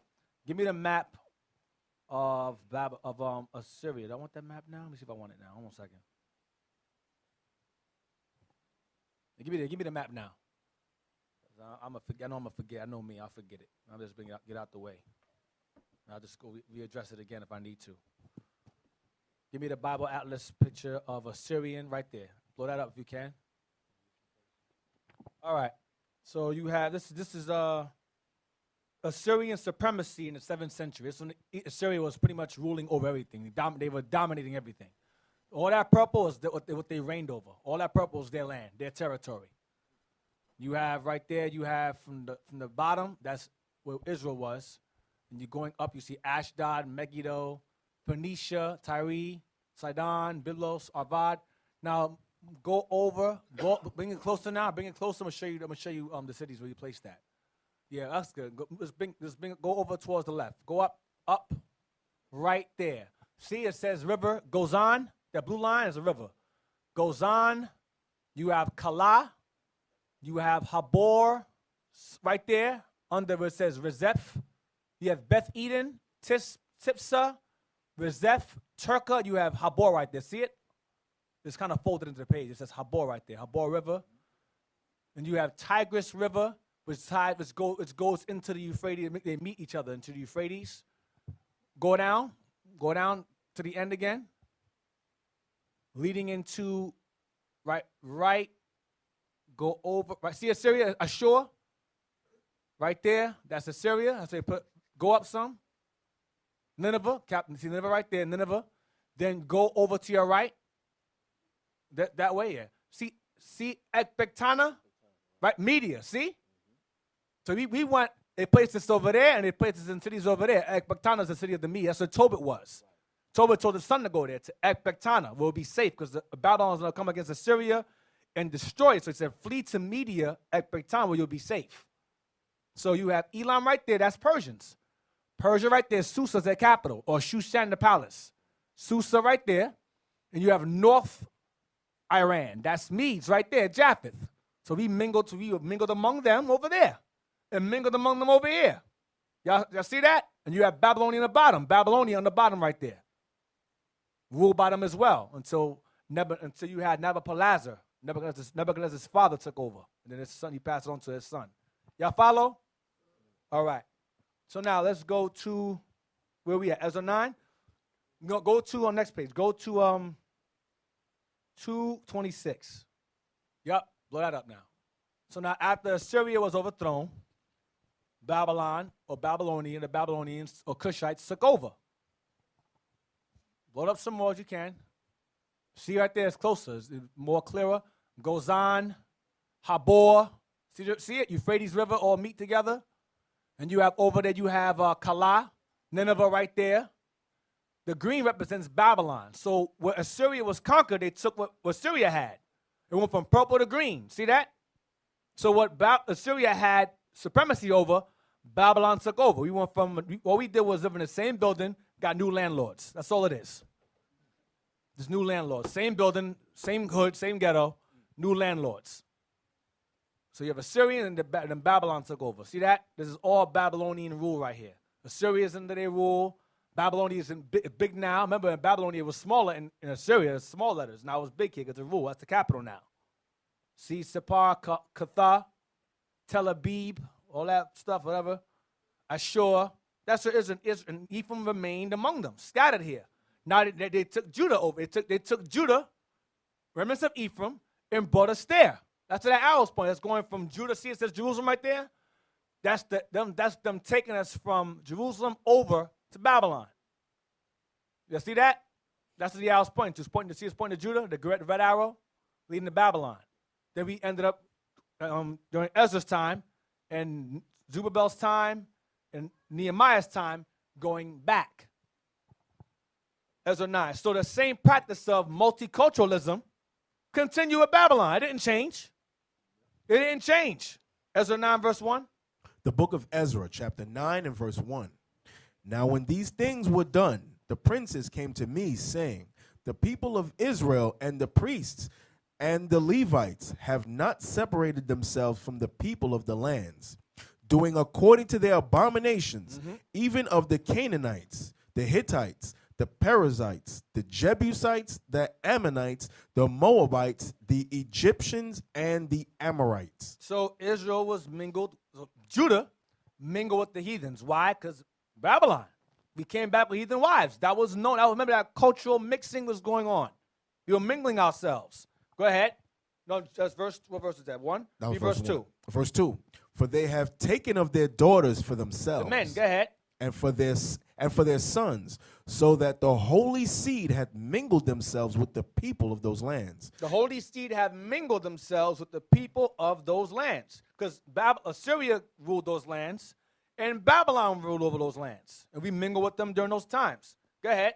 Yea, the hand of the princes and the rulers had been chief in this trespass. They all doing the same thing. Jump to verse 10. And now, O our God, what shall we say after this? For we have forsaken thy commandments, which thou hast commanded by the servants the prophets, saying, the land unto which ye go to possess it is an unclean land, with the filthiness of the people of the lands, with their abominations, which have filled it from one end to another with their uncleanness. Now therefore give not your daughters unto their sons, neither take their daughters unto your sons, nor seek their peace or their wealth forever. Don't mingle with them. Go ahead. That ye may be strong, and eat the good of the land, and leave it for an inheritance to your children forever. That's what God told us to do before we got taken into captivity. Go ahead. And after all that has come upon us for our evil deeds, and for our great trespass, seeing that thou, our God, hast punished us less than our iniquities deserve, and has given us such deliverance as this. Watch this. Should we again break thy commandments and join in affinity with the people of these abominations? Affinity means marriage or a relationship of any kind with these nations. That's what affinity means. Go ahead. Wouldest not thou be angry with us till thou hadst consumed us, so that there should be no remnant nor escaping? Won't that piss you off if you see us intermingling or dabbling in the melting pot of the captivity that we're in? Won't that piss the Lord off? The answer is yes, it will piss him off. He don't want us doing that. Go ahead. Chapter 10, verse 1. Ezra chapter 10, verse 1. Now when Ezra had prayed, and when he had confessed, weeping and casting himself down before the house of God, there assembled unto him out of Israel a very great congregation of men and women and children. For the people wept very sore. Go ahead. And Shechaniah the son of Jehiel one of the sons of Elam, answered and said unto Ezra, we have trespassed against our God, and have taken strange wives of the people of the land. Yet now there is hope in Israel concerning this thing. Go ahead, watch this. Now therefore let us make a covenant with our God to put away all the wives and such as are born of them. We're going to clean house. We're going to start all over, brand new, fresh. Just get rid of everybody. Even if they're Jake, get rid of them. Get rid of all the kids. Because remember, Israel, what the Most High said to Solomon, when you marry the other nations, you're going to serve their gods. So what happened was when Israelite men would marry heathen women, the women would raise the children in their customs. Prime example, you have The Rock, Dwayne Johnson. He follows the philosophy of his mother, that Austronesian Pacific Islander tattoo on his chest. He's following behind his mama. You have Drake saying he's Jewish. He's following behind his mama. You have who else? Mariah Carey, following behind her mama. You have who else? Vin Diesel, another one. He's Jake. He's a twin. I don't know what I am. I'm confused. He won't keep his job. He don't say he don't know what he is. He's a Jake too. But he's the same way. He's confused. Who else you have? Tiger Woods. Oh, God, I'm Campbell Asian. You can't forget that idiot. He's still suffering. He needs that camera flash one good time. He needs a camera flash. One time. That teacup is still spinning, that teacup. Hey, how much money did his wife get? I don't know. She beat us behind first. Couple hundred millions. 300 million. He's raised by his mama. He's following that philosophy of Hindu, whatever, that nonsense, Buddhism, whatever, following behind his mama. I call them mixed nuts. When you are Jake father and you're following behind your mama, you a mixed nut. I call you mixed nuts. You're just all confused. You know, like if I were Tiger Woods, I would lose my mind. You take 300 something, I would lose my mind. And not the way he loses his mind. Well, that's these examples of children who have Jake fathers and heathen mothers, and yet they follow the philosophy and doctrine of the mothers. So Ezra said, listen, man, you know what? We're going to start over fresh, clean house. But here's the difference. During this time, Ezra and Nehemiah had access to genealogical records of everyone that returned from the exile of Babylon. When you came saying, I'm Judah, prove it. What's your name? What's your father's name? Okay, you work out. Okay, good. Next. What's your name? So-and-so. I'm a child of Levi. High priest of Aaron's descendant. Yeah? What's your name? So-and-so. You ain't here. Yeah, you go over there.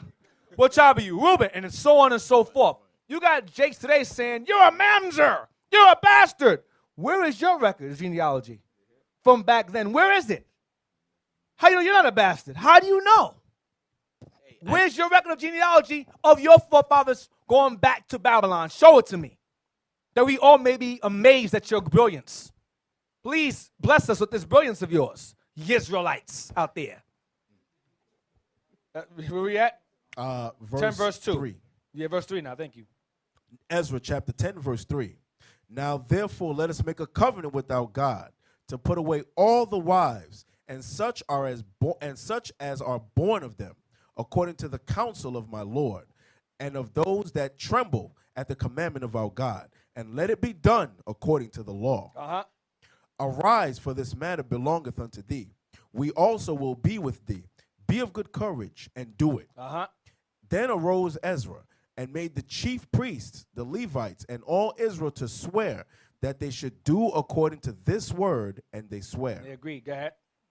Then Ezra rose up from before the house of God, and went into the chamber of Johanan, the son of Eliashib, and when he came thither, he did eat no bread. Now keep in mind, it says he went into the temple of Johanan, the son of Eliashib. Keep that guy in mind, Eliashib. Go ahead.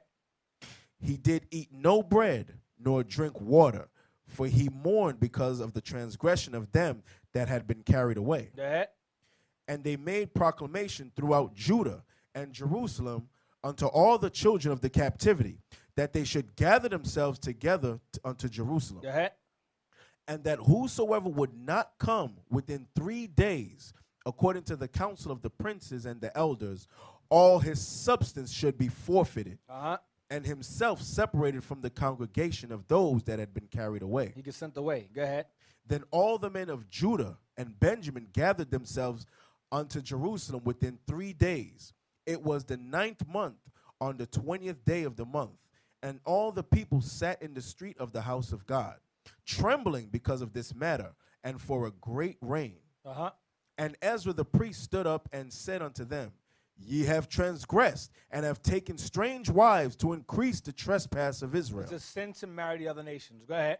Now therefore make confession unto the Lord God your fathers, and do his pleasure, and separate yourselves from the people of the land, and from the strange wives. Go ahead. Then all the congregation answered and said with a loud voice, As thou hast said, so must we do. Go ahead.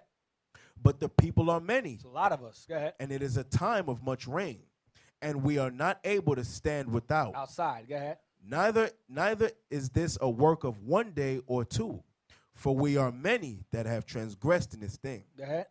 Let now our rulers over all the congregation stand, and let them which have taken strange wives in our cities come at appointed times, and with them the elders of every city and judges thereof, until the fierce wrath of our God for this matter be turned from us. Only Jonathan the son of Asahel and Jahaziah the son of Tikva were employed about this matter, and Meshullam and Shabbath and Shabbathai the Levite helped them. Mm-hmm. And the children of the They captivity, had men appointed to make certain that these brothers got rid of their wives and got rid of them kids. Go ahead. Inspections. Go ahead. and the children of the captivity did so. And Ezra the priest with certain chief of the fathers after the house of their fathers, and all of them by their names, were separated. Uh-huh. And sat down in the first day of the 10th month. They sat down the first day of the 10th month. Go ahead. To examine the matter. To deal with this matter of separation from the heathens. Go ahead. And they made an end with all the men that had taken strange wives by the first day of the first month. How long is that? 10th month to the first month. How long? How much time between that? 3 months. Took 3 months to do this. 3 months. So clean house. Now, not a day or two, what they said, but it took 3 months to make sure everybody was in compliance with what was law, with this law being passed. Go ahead. Verse 18. And among the sons of the priests there were found that had taken strange wives, namely of the sons of Jeshua, the son of Jozadak. So Jeshua, the same brother that helped Zerubbabel, his sons were guilty of this. His sons were married to strange women too. Go ahead. And his brethren, Messiah and Eleazar and Jarib and Gedaliah. And his brothers, Joshua's sons were guilty of marrying strange women. He was a righteous man. His kids was wicked as hell. All your kids ain't saints up in here. Who to mine? They ain't saying a lot of our kids got the devil on them. I know mine do. Slinky, that boy, he concerns me. But anyway, our kids got the devil on them. Go ahead. Verse 19. Yeah. And they gave their hands that they would put away their wives, and being guilty, they offered a ram of the flock for their trespass. Go ahead. And of the sons of Emer, Hanai. That's all I want. So they all gave a flock for the trespass. That's all I want. Let me read the whole thing. Go to 1 Ezra 8:69. Remember it said earlier in Ezra 9, verse 2, that they mingled themselves among the people. 1 Ezra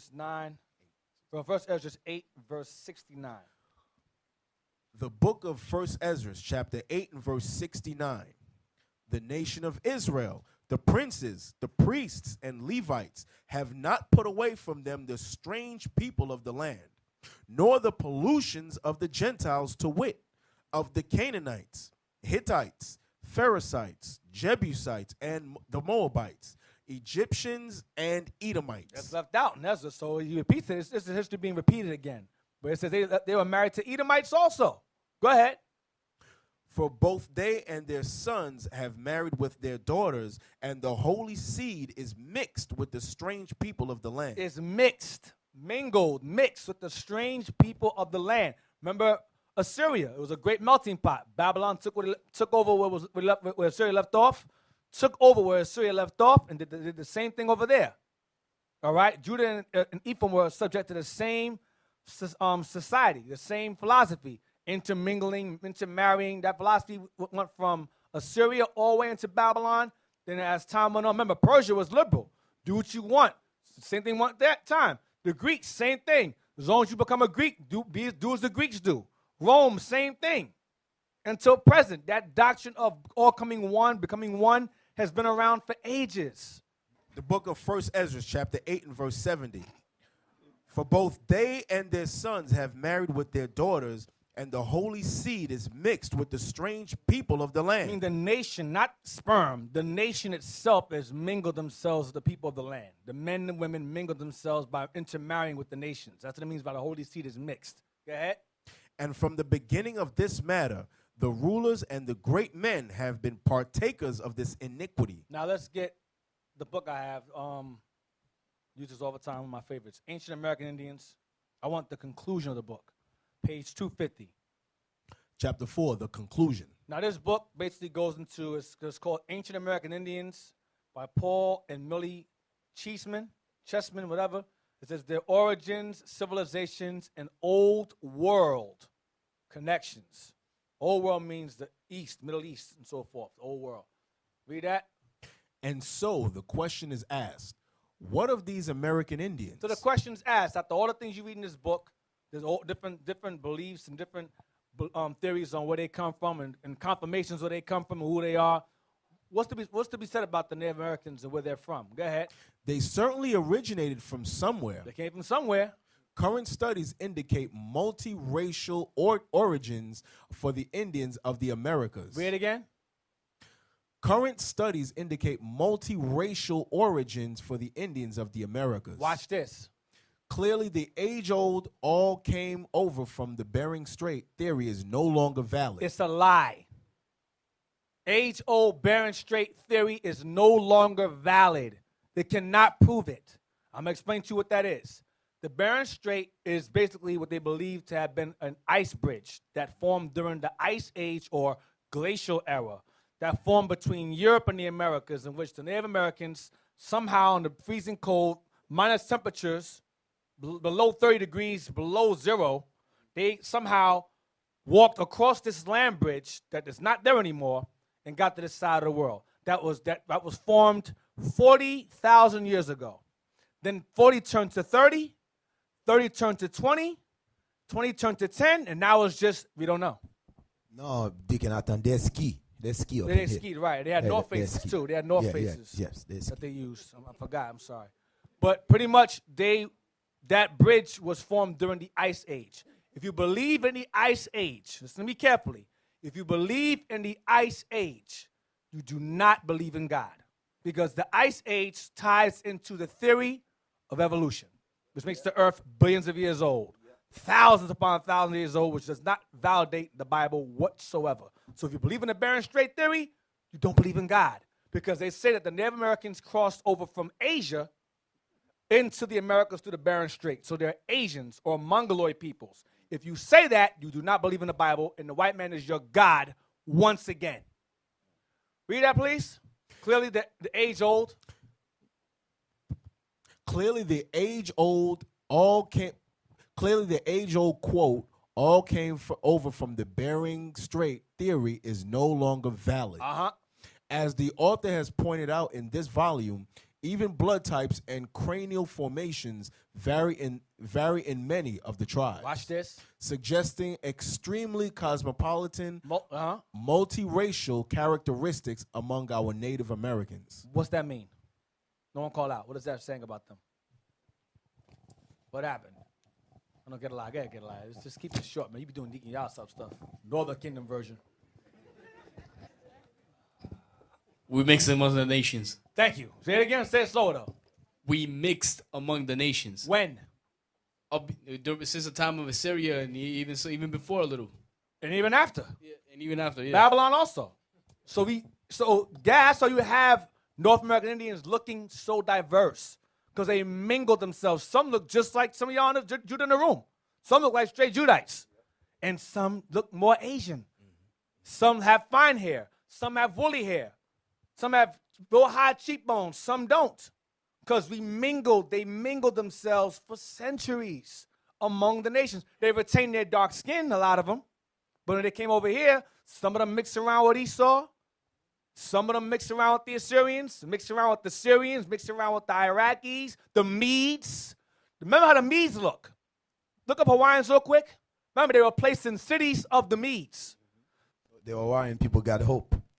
Some of them, because remember, during the plantations, they took some Ephraimites from Puerto Rico as slaves into areas of the Philippines and Hawaii to work on plantations there. So some of them are. Look at them right in the middle right here with the hand. Look at their eyes. Go click that picture right there, the middle one. The middle picture. Yeah, look at them. You have some Gadites looking like that. They're Asian. No, they're not. They mingled with these people. They mingled with them. Go over. See, so you have some that look like that. Look at the man over there on the right. So I'm explaining to you that Ephraim mingled themselves with these diverse people. So you had different bone structures, different features among them. That they mingled themselves. They mingled themselves with the Egyptians, mingled themselves with the Syrians, with the Assyrians, with the Babylonians, with the Medes. On numerous occasions. Come on out. Go back to that book again.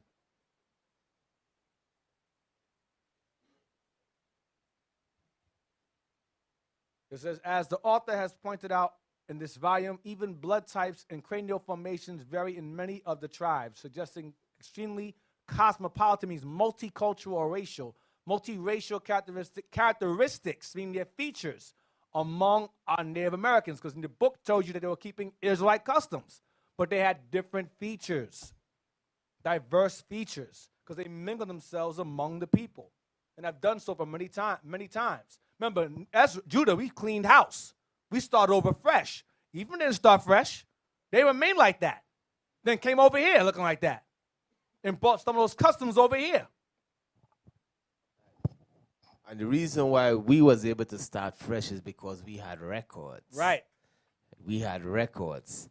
That's why when you go into Christ now, what Christ said, let the wheat and the tear grow together. Yep. Because we ain't got no records today to say, you know what, this brother looks suspect. What's your genealogy, man? Who's your father? What father you come? What's your forefather's name? Right. You can go. You understand? So no, you go and trace it back, and you could tell me I came from so and so. I'm from the tribe of Ephraim. My father was so and so, and we go in the book and we like, look, okay, you good. So we can't do that. That's why Christ said, let the wheat and the tear grow together. You understand? And in the end, the angel is gonna separate some of y'all. Going to separate y'all. Some of y'all might be heathen, thinking you're Israel, and you know what gonna make you a heathen, and you gonna know it deep inside you a heathen if you breaking God's laws.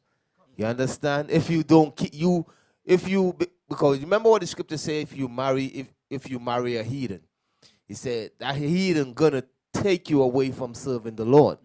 So you brothers that marry sisters, you questioning, I wonder if she Israel. I don't know. She says she might be Israel. If she pulling you away from God's laws, guess what? She a heathen.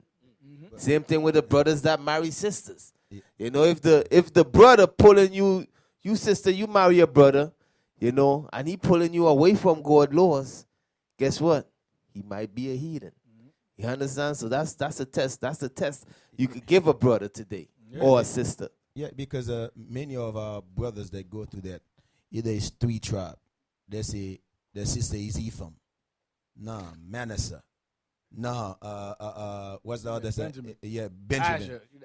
You know what I mean? But they never say Levi for some reason. You understand? Oh, man. So what's happening is this doctrine is being led by two people. It's two types of people. Two types of people. You have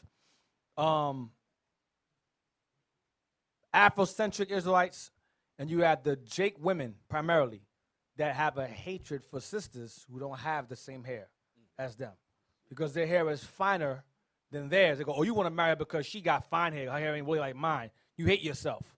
They ain't Jake. That's what it's coming. It's a low self-esteem doctrine. And dumb men supporting it. Yeah, sis, they hate their people. Yeah. That ain't the case. Our people are diverse in features. Diverse. We have 5 different mothers. People don't understand that. What did Jacob's wives look like? Rachel was his people. Leah was his people. And they had 2 heathen maidservants he laid with. How they look? They might have had chinky eyes. You don't know how they looked. They might have had fine hair. We don't know. 5 different mothers if you include Joseph's wife. 5 different mothers. Yeah, perfect example, Esther. She Esther, I'm passed gonna get as to a that. I'm gonna get Persian. that. Yeah, it's coming up. Yeah. That's all right. I'm going to get that right now. Deke, Yeah. say something real quick. Like, if you look at Levi and Issachar, they got the same mom, but they look totally different. You know, but they got the same mom when you trace it back. Because you got some Issachar that passed the straight like Judah. A lot of them. And some, so remember, remnants of Ephraim returned with Judah during exile and stay with us. And those are the ones that retained themselves. The ones that remained scattered abroad and came over here, they're diverse. It's diverse features. It's multiracial cultural features among the people on the side of the world. No, Nehemiah 9. We didn't read this. The book of Nehemiah, chapter 9 and verse 1. Yep. Now in the 24th day of this month, the children of Israel were assembled with fasting and with sackcloths and earth upon them. Uh-huh. And the seed of Israel separated themselves from all strangers. Because Ezra and Nehemiah were on the same time. They were contemporaries. They were on the same exact time. Nehemiah was the physical advisor, Ezra was the spiritual advisor of the people. Go ahead. And stood and confessed their sins and the iniquities of their fathers. We're going to jump to chapter 10, verse 28. Nehemiah chapter 10 and verse 28. Uh-huh. And the rest of the people, the priests, the Levites, the porters, the singers, the Nethinims, and all they that had separated themselves from the people of the lands unto the laws of God, their wives, their sons, and their daughters, everyone having knowledge and having understanding. Uh-huh. They clave to their brethren. They stuck to their own. They gained nationalism, a sense of nationalism that was destroyed during the Assyrian and Babylonian captivity. They clave to their brethren. They stuck to their own kind. That's what it's saying. They clave to their brethren. Go ahead. They clave to their brethren, their nobles, and entered into a curse and into an oath to walk in God's law, which was given by Moses, the servant of God, and to observe and to do all the commandments of the Lord our God, and his judgments and his statutes. Uh-huh.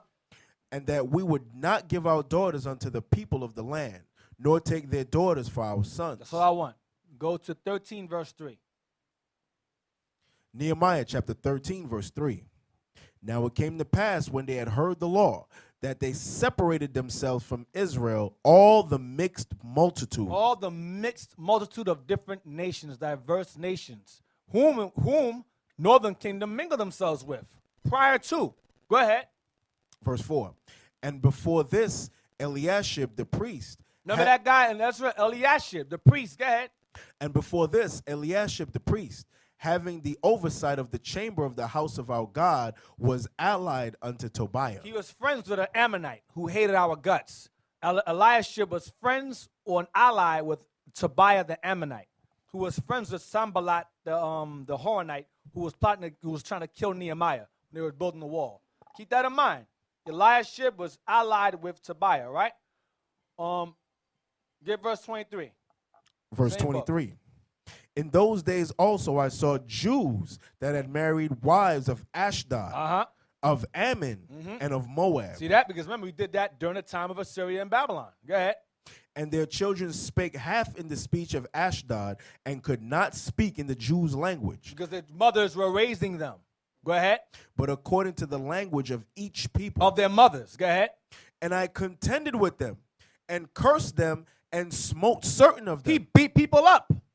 Nehemiah was kicking people's behind. Go ahead.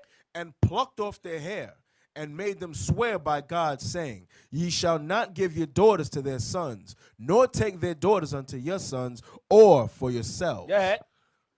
Did not Solomon, king of Israel, sin by these See things? what he's saying? Did not King Solomon sin for doing the very same thing? We read that earlier.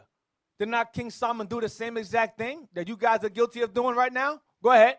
Yet among many nations was there no king like him, Yet he was a great king, but he messed up in that area. Go ahead. who was beloved of his God, and made him king over all Israel. Watch this. Nevertheless, even him did outlandish women cause to sin. Outlandish women. Women who are outside of our land are called outlandish women. Caused him to sin. Go ahead. Shall we then hearken unto you to do all this great evil? to transgress against our God in marrying strange wives? Talking to the elders. Go ahead. And one of the sons of Jehoiada, the son of Eliashib, Remember Eliashib, who was allied to Tobiah. Go ahead. the high priest, was son-in-law to Sanballat the Horonite. He was a son-in-law to a Hamite. Watch this. Therefore I chased him from me. He chased him. He chased that dude because that dude was married to a heathen. He was supposed to cut her off. So Nehemiah was beating people up and chasing them out, chasing them around. Nehemiah did not play games with the people. All right? So now, let's get Esther 2 verse 5. The book of Esther, chapter 2 and verse 5. Esther was of the tribe of Benjamin, and Mordecai was her cousin, I believe. Esther 2 verse 5. The book of Esther, chapter 2 and verse 5. Now in Shushan the palace, there was a certain Jew whose name was Mordecai, the son of Jair, the son of Shimei, the son of Kish, a Benjamite. Watch this.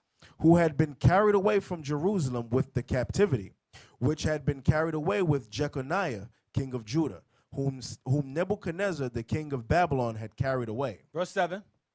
And he brought up Hadassah, that is Esther, his uncle's daughter. His uncle's daughter, his cousin. His uncle's daughter. Go ahead. His cousin, go ahead. For she had neither father nor mother. They were gone. Go ahead. And the maid was fair and She beautiful, was very beautiful. Go ahead. whom Mordecai, then her father and When mother, her father, who Mordecai, when her father. whom Mordecai, when her father and mother were dead, took her for his He own raised, daughter. he raised her as his own. Jump down to verse 10. Verse 10. Esther had not showed her people nor her kindred, for Mordecai had charged her that she should not show it. So Esther had the kind of features that she was ambiguous in the face. You could not tell what she was. So she did not look like a Jew. She looked like something else. You understand what I'm saying? And both her parents is Jake, showing you that Israel had diverse features. Both her parents is Benjamites. So why she look so different? Because our people were diverse in features even then. I'm going to say it again. We had 5 different women as our mothers. 5 different women, 5. 2 heathens, 2 Jake. You understand? Rachel and Leah had handmaids. They were concubines. Those are not Hebrew women. You understand? Judith 10. Judith 10. This is a sister named Judith of the tribe of Simeon. During the same time, now we're going into Persian captivity now. We're going into Persian captivity. Nehemiah and Ezra were in Persian captivity. The book of Judith, chapter 10 and verse 18. Now, I'm sorry, we had the speed. At this point, Babylon was overthrown by the Persians, and Babylon tried to make a comeback, and they had Nebuchadnezzar had a general named Holofernes, who he used to basically try to overthrow and win the kingdom back from Persia.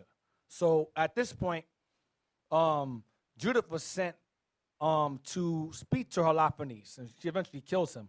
But she was sent to speak to Holofernes, the general, the Babylonian king's general. All right, and let's see what when she walks into the camp among the heathens to visit this heathen general. Watch what they say about her. Verse 18. The book of Judith, chapter 10 and verse 18. Then was there a concourse throughout all the camp, for her coming was noised among the tents. They saw Judith coming through the camp. Go ahead. And they came about her as she stood without the tent of Holofernes, till they told him of her. So she's standing outside basically outside of his house. People and all his men are looking at her like, wow, she's bad. Go ahead. And they wondered at her beauty. Damn, look how fine she is, yo. You see? All these heathens, yo, look at her, yo, oh my goodness. Go ahead. And admired the children of Israel. And because of her. they admired the children of Israel, the men. Go ahead. For one woman. Go ahead. And admired the children of Israel because of her. And every one said to his neighbor, who would despise this people that have among them such women? Surely it is not good that one man of them be left. Then they said we should kill them all and take all their women. So that admiration wasn't admiration, a good thing. It was envy. Damn, we have women that fine? We got to kill off all the men and take the women from them. They'll use them to destroy us. Go ahead. Who being let go might deceive the whole earth. They'll use them to destroy us. And we did. That's what she came to do. She came, eventually she cut his head off, Holofernes' head off. She was so bad, he got so drunk ever in his life, he got so drunk being with her that he passed out, she took his sword and cut his head off and brought it back to camp. And that's how they backed down at that point. That's when Babylon pretty much fell down at that point. Let's go to American Indians again. I read this before, but I'm going to read it again. In the Maya context, Fray Diego de Landa, one of the early Spanish padres, fathers, priests, recorded a Yucatan tradition. Yucatan is Mexico. Tradition concerning their forefathers, which links them to the Middle East. Some of the old people of Yucatan say that they have heard from their ancestors that this land was occupied by a race of people who came from the east and whom God had delivered by opening 12 paths through the sea. If this were true, it necessarily follows that all the inhabitants of the Indies or the Americas are descendants of the Jews. Because it is true. It says all the inhabitants, because all of them came from the same direction. All of them came from under Africa to the South America, and they all migrated upwards and took their lots of land, one by one. The allotments of land. Some fighting over it. Now, let's get page 149. Read that, Ezekiel, the highlighter parts. The Aztecs? Yeah, the Aztecs is good. The Aztecs taught that their ancestral father and mother with their 15 children came to this land by the way of a boat. By what? By the way of a boat. By way of boat. Not land bridge. Boat. Next part. Andres de Tapia. Andres de Tapia said that Montezuma told Cortez how the people known as Indians had come from ships. No, from the land bridge. How the people known as Indians had come from ships. That they came from ships. Go down to the highlighter part there. For years, the Aztecs are what you call today Mexicans today. So-called Mexicans. They call themselves, even to now, they call themselves Aztecas or Aztecans or Azteca, Issachar. It's the same thing. It's a play on words. For years, the Aztecs, go ahead. Them big Olmec heads, that's their natural features. That's their natural features. Them big heads you see over there, that's how Issachar looked. Then they mixed around and so forth. Some look like that, some did not. Go ahead. For years, the Aztecs had, quote, been wandering from place to place. Because remember, they all arrived in South America and migrated upwards till they got to the north. Go ahead. Seeking a promised land, which their deity had offered them. They all wandered from place to place, seeking a promised land. Remember that book by Ronald Sanders, Lost Tribes and Promised Lands, plural. Go ahead. Other enduring traditions that indicate a Hebrew origin of some of the ancestors of the American Indian are as follows. In this history, the Indian of the Mississippi, Dupratz, says that the old Indian chief who kept the temple told him that his race came from the south and west, indicating Mexico and the southern region, and that they were driven into this land. And at they the time, came from the south and west. Southwest. Go ahead. Southwest. Go ahead. indicating Mexico and the southern region, and that they were driven into this land. And at the time, white people were filled the entire land with cities and villages. When pressed for an answer... No. I'm sorry, we're reading too fast. Is that they were driven into this land, and at that time, that white people filled, because they took over. They colonialized. It was colonized. At that time, that white people filled, the entire land was filled with cities and villages, because we were not savages. We had cities, we had homes, we had a community. We weren't running around throwing spears everywhere. We were wise. Go ahead. When pressed for an answer from where his people originally came, watch this. He said that they did not know, but that their most ancient speech, presumably, says the author, their most ancient legend, says their fathers came from where the sun rises. Stop. Where does the sun rise from? The east. The east. Go ahead. That they were a long time on their journey. That they were on a long time of this trip from the east over to the west. Go ahead. And were on the point of perishing in their journey. Because there was a year and a half on a ship. Go ahead. The Indian further claimed that they reached this land without any effort on their part, How? Go ahead. implying that some power other than their own brought them. Go ahead. Brought them. Go to the next page. Okay, that's it. Well, it brought them there. That's what it says. Brought them there. I mean, remember it said in Esdras, the Most High showed signs for them. 2nd Esdras 13, y'all remember that? That's what it's saying. It's confirming. They're confirming 2nd Esdras that Columbus used to know that people are over here. And he was not looking for Chinese people because he had people on the ship, Israelites on the ship that translated into Hebrew. Why would you bring a Hebrew translator to go to China? That just sounds asinine. They're going to die in the process then.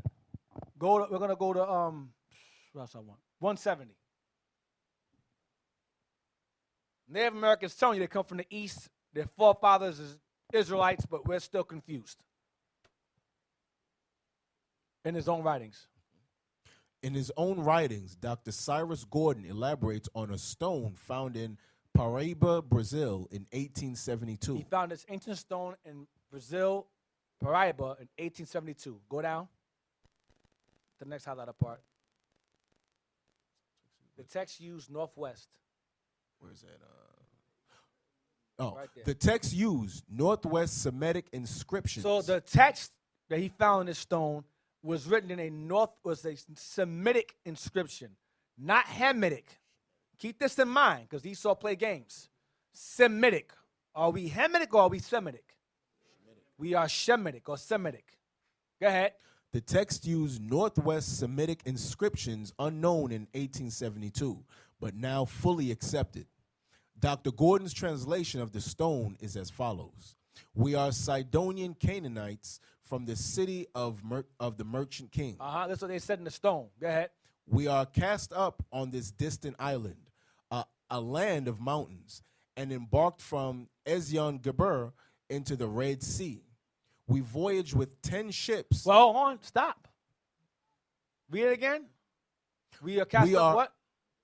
We are Sidonian Canaanites from the city of the merchant king. Now remember, that's what he's saying. He's saying allegedly it says this. But if it's Semitic inscription, they can't be Sidonian Canaanites because it's Semitic inscription. These are Canaanites, these are Hamites. Go ahead. We are cast up on this distant land, a land of. Go ahead. On this distant island, a land of mountains. A land of mountains. Go ahead. And embarked from Ezion-Geber. Stop. Ezion-Geber is what you want to deal with. Ezion-Geber. Keep that word in mind. Go ahead. And embarked from Ezion-Geber into the Red Sea. Into the Red Sea. Go ahead. We voyaged with 10 ships. Stop. 10 ships. That sounds so familiar. Get Esdras real quick. 2nd Esdras 13. 10 ships. Why 10? 2nd Esdras 13. Know what I want? 40. The book of 2nd Esdras, chapter 13, verse 40. Those are the 10 tribes. Those are the what? Those are the 10 tribes. The what? The 10 tribes. Go ahead. Which were carried away prisoners out of their own land in the time of Hosea the king. 10 consists of, and you include Dan, it makes it 10. 10. Go ahead. Whom Salmanassar, the king of Assyria, led away captive, and he carried them over the waters. And so came they into another land. Go ahead. But they took this counsel among themselves, that they would leave the multitude of the heathen, and go forth into a further country where never mankind dwelt. Where never mankind resided or lived. Go ahead. That they might there That they might there in that land where never mankind dwelt, do what? keep their statutes, which they never kept in their own land. Samaria. Go ahead. And they entered into Euphrates by the narrow passages of the river. For the Most High then showed signs for them, and held still the flood till they were passed over. For through that country there was a great way to go, namely of a year and a half. And the same region is called Arsareth. Now this is during the time of the Persian captivity. They gained liberty to do this during the Persian captivity, right? Keep reading. Now this says Ezion-Geber. This is two different groups that left. Read that.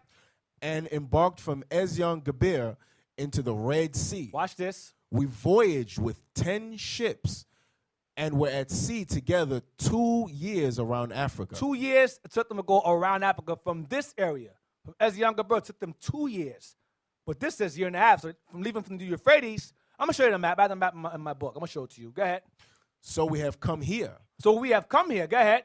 12 men, 3 women, into island of iron. They call this place Brazil. They call Brazil the island of iron. Go ahead. Dr. Gordon believes the voyage began in 534 BC and ended in Brazil in 531 BC. So Dr. Gordon believes the voyage they took to get over there was in 534 BC. Who knows what year the Persian Empire started? Who knows? Don't call out. Who has an idea? Anyone have an idea? Want to take a shot at it? Yeah.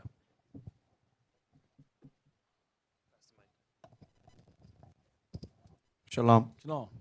538 BC. 539 or 538 BC, correct. 538 or 9 BC is when it started. This voyage took place when? 4 years later. So they had liberty to come here during that time. That's why it's dated 534, during the Persian captivity. They left from Ezion-Geber. During this time, Israel had liberty to return to their land. Ezion-Geber was the dock that King Solomon would send his ships to go back and forth and do trade with Hiram. Hiram and him sent their ships back and forth from that area, Ezion-Geber. So heathens didn't leave from there because we took the land back by this time. You understand? This is 4 years into our liberty from Babylon. Heathens weren't there. That's why I find it very odd that they would call themselves Sidonian Canaanites. I find it very odd that he would translate it like that in this Semitic language. Interesting, Esau. Get the map real quick. I'm going to show you the map. I'm going to show you Ezion-Geber in a few moments. Page 174 and 75. 174? Ah, yes, thank you. Blow it up. I'm going to show y'all. Go over to your right. We'll bring it over to the left. Zoom on that page. Yeah, zoom on that area right there. Where the green is at in the middle. I'll move it over. Bring it up real close so everybody can see. I want everybody to see it. Blow it up some more. The day the Negro being an idiot is done. It's finished. Right there's good. Right there's good. Now, you see Ezion-Geber right there? Now look over to the right. What do you see? The Euphrates River. See it's conjacent. That's a word, right? Conjacent? Adjacent. I said conjacent, right? I'm talking lava now. Adjacent. It's like lava. Adjacent to each other. You have Euphrates on that side. So Ephraim originally took the Euphrates. Why? Because they were in that area. During the return, some of them said, well, we're going to leave also. We're going to go through that way. Ezion-Geber. So go down. I'm going to show you. See right there, Persian Gulf. You see, now bring it, matter of fact, bring it back. Push it back. Push it from a distance so you can see. More. Push it back some more. More. Right there. See, they did. See, that's the Horn of Africa right there. The Horn of Africa on the bottom. See it? The Horn of Africa. They went, it says, gold, gems, perfumes. That's what some of them was doing trade. They would travel, bring their ships in there. So that was our route. We knew that route already.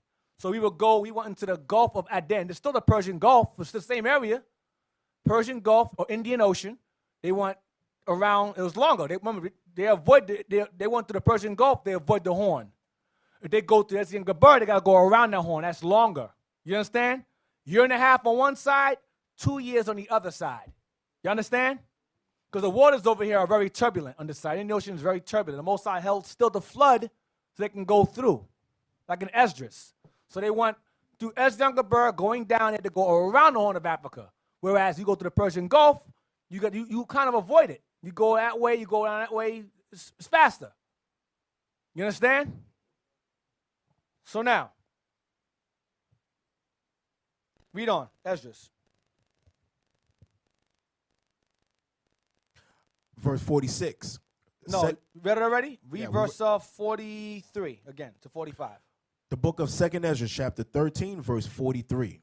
And they entered into Euphrates It's up there above the Persian Gulf, Euphrates. Go ahead. by the narrow passages of the river. Now it's a narrow passage. You saw the narrow passage up there, and you go up, bring it up.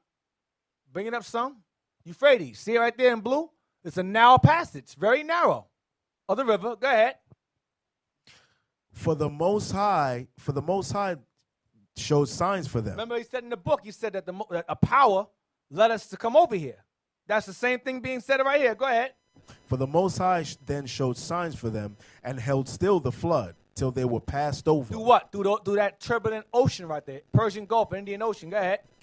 For through that country there was a way to go. Through that country, around this country was a great way to go. Go ahead. Namely, of a year and a half. Uh-huh. And the same region is called The Arsareth. same region we know of today as America was called Arsareth. Arsareth. Go back to that book now. American Indians. So we start from Dr. Gordon believes. So we have come here. Start from there.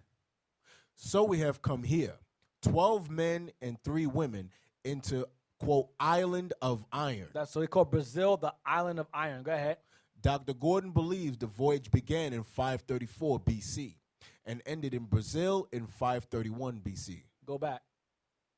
Go up to the next page, 171. Bring it up. Right there. It is interesting to note the word for iron in most Semitic languages. In most what? In most Semitic languages. Semitic languages. Go ahead. Is barzel. Barzel. Go ahead. Which is a Hebrew word. Dr. Gordon then comments. Uh-huh. We can, however, say that no country in the world merits the name Brazil, iron, more than Brazil, whose chief resource is still iron. Indeed, it is reported that 25% of the world's known iron reserves are in the Brazilian province of Minas Gerais. Give me the prophecy of Asher, please. The prophecy of Asher. Ezekiel know what I want. Ezekiel know what I want? Genesis 49. So why is Brazil called Brazil? The book of Genesis, chapter 49 and verse 20. Yep. Out of Asher his bread shall be fat, and shall yield royal dainties. That isn't it. 33. Deuteronomy 33. That's good too. That's the resources also. That's what I want. 33.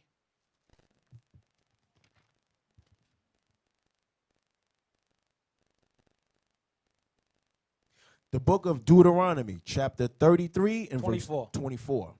And of Asher he said, let Asher be blessed with children. Uh-huh. Let him be acceptable to his brethren. Uh-huh. And let him dip his foot in oil. Because Brazil is rich in oil. Watch this though.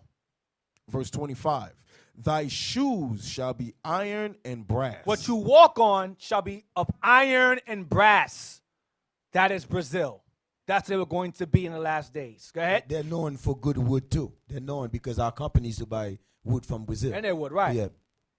And iron and brass. Go ahead. And as thy days, so shall thy strength be. So their feet would be, their shoes would be iron and brass. They said, wow, Brazil. They did Brazil. Barazal, whatever. So now, let's go to, that's Asher. Can't knock it. Knock if you want to, be mad, whatever. We can care less. Believe it or not. Let's go to the, what next? First Maccabees 1. The book of First Maccabees, chapter 1 and verse 1. And it happened after that Alexander, son of Philip the Macedonian, who came out of the land of Chittim, had smitten Darius, the king of the Persians and Medes, that he reigned in his stead the first over Greece. The first king over Greece. That Daniel prophesied of in Daniel 8, verse 20 and 21. Go ahead. And made many wars. Against the dark nations. Go ahead. And won many strongholds, and slew the kings of the earth. Uh-huh. And went through to the ends of the earth, and took spoils of many nations, insomuch that the earth was quiet before him. Whereupon he was exalted, and his heart was lifted up. Go ahead. And he gathered a mighty strong host, and ruled over countries and nations and kings, who became tributaries unto him. And after these things he fell sick, and perceived that he should die. Wherefore he called his servants, such as were honorable and had been brought up with him from his youth, and parted his kingdom among them while he was yet alive. There's 4 generals. Go ahead. Which would be who? You had Ptolemy, Cassander, Lysimachus, and Seleucus. Right? Those are the 4. Go ahead. So Alexander reigned 12 years and then died. Stop right there. Let's go to Babylon Timbuktu. I want page 83. This is the book by Babylon Timbuktu by Rudolph R. Windsor. Very good book. All right? Very good book. Especially regarding our history. Read that. The North African black Jews. So this is done with Israelites that resided eventually in North Africa. Keep that in mind. Go ahead. In the year 331, that Alexander the Great defeated the Persian emperor Darius at the Battle of Gargamella. Darius III. We just read that in 1 Maccabees 1:1. We just read that. Go ahead. Incorrectly spelled Arbella.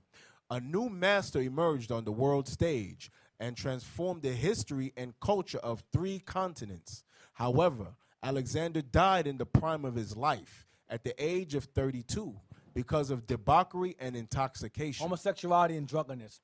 32, because he was 20 years old. He died 12 years later, like Maccabees said, 12 years. He was 20 years old when he conquered.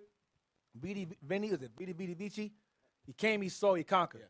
12 years, he dropped dead from gayness. Continue.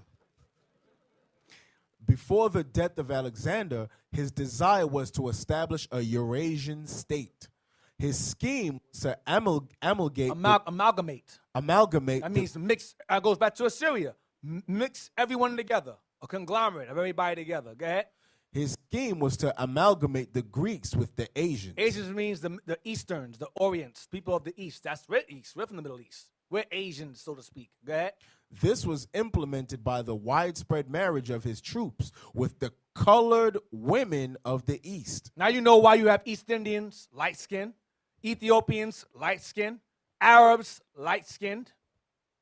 You okay? That's why you have these light-skinned nations who got lighter because of the mixing with the Greeks. Arabs who became Turks, Islamic Turks, that's white people mixed with Arabs. Same thing, or Romans, same thing. Go ahead. Most of his troops remained in the subjugated countries and became absorbed into the native population. Mingle themselves. Go ahead. After the death of Alexander. That's all I want. Their population. That's all I want. Population. That's all I want. Now, let's go back to Maccabees again. Chapter 1, we're going to be verse 41. The book of 1 Maccabees, chapter 1 and verse 41. Moreover, King Antiochus wrote to his whole kingdom that all should be one people. Same as the Assyrians. Go ahead. And everyone should leave his laws. So all the heathen agreed according to the commandment of the Like it did king. in Assyria. Go ahead. Yea, many also of the Israelites consented to his religion, and sacrificed unto idols and profaned the Sabbath. For the king had sent letters by messengers unto Jerusalem and to the cities of Judah, that they should follow the strange laws of the land, and forbid burnt offerings and sacrifice and drink offerings in the temple, and that they should profane the Sabbaths and festival days, and pollute the sanctuary and holy people, set up altars and groves and chapels of idols, and sacrifice swine's flesh and unclean beasts. That they should also leave their children uncircumcised, and make their souls abominable with manner of uncleanness and profanation, to the end that they might forget the law And lose all sense of nationalism. Same exact thing being done again. Go ahead. and change all the ordinances. And whosoever would not do according to the commandment of the king, he said he should die. It was done against our will. So that was a law against us, against our will. Now go back to page 83 again.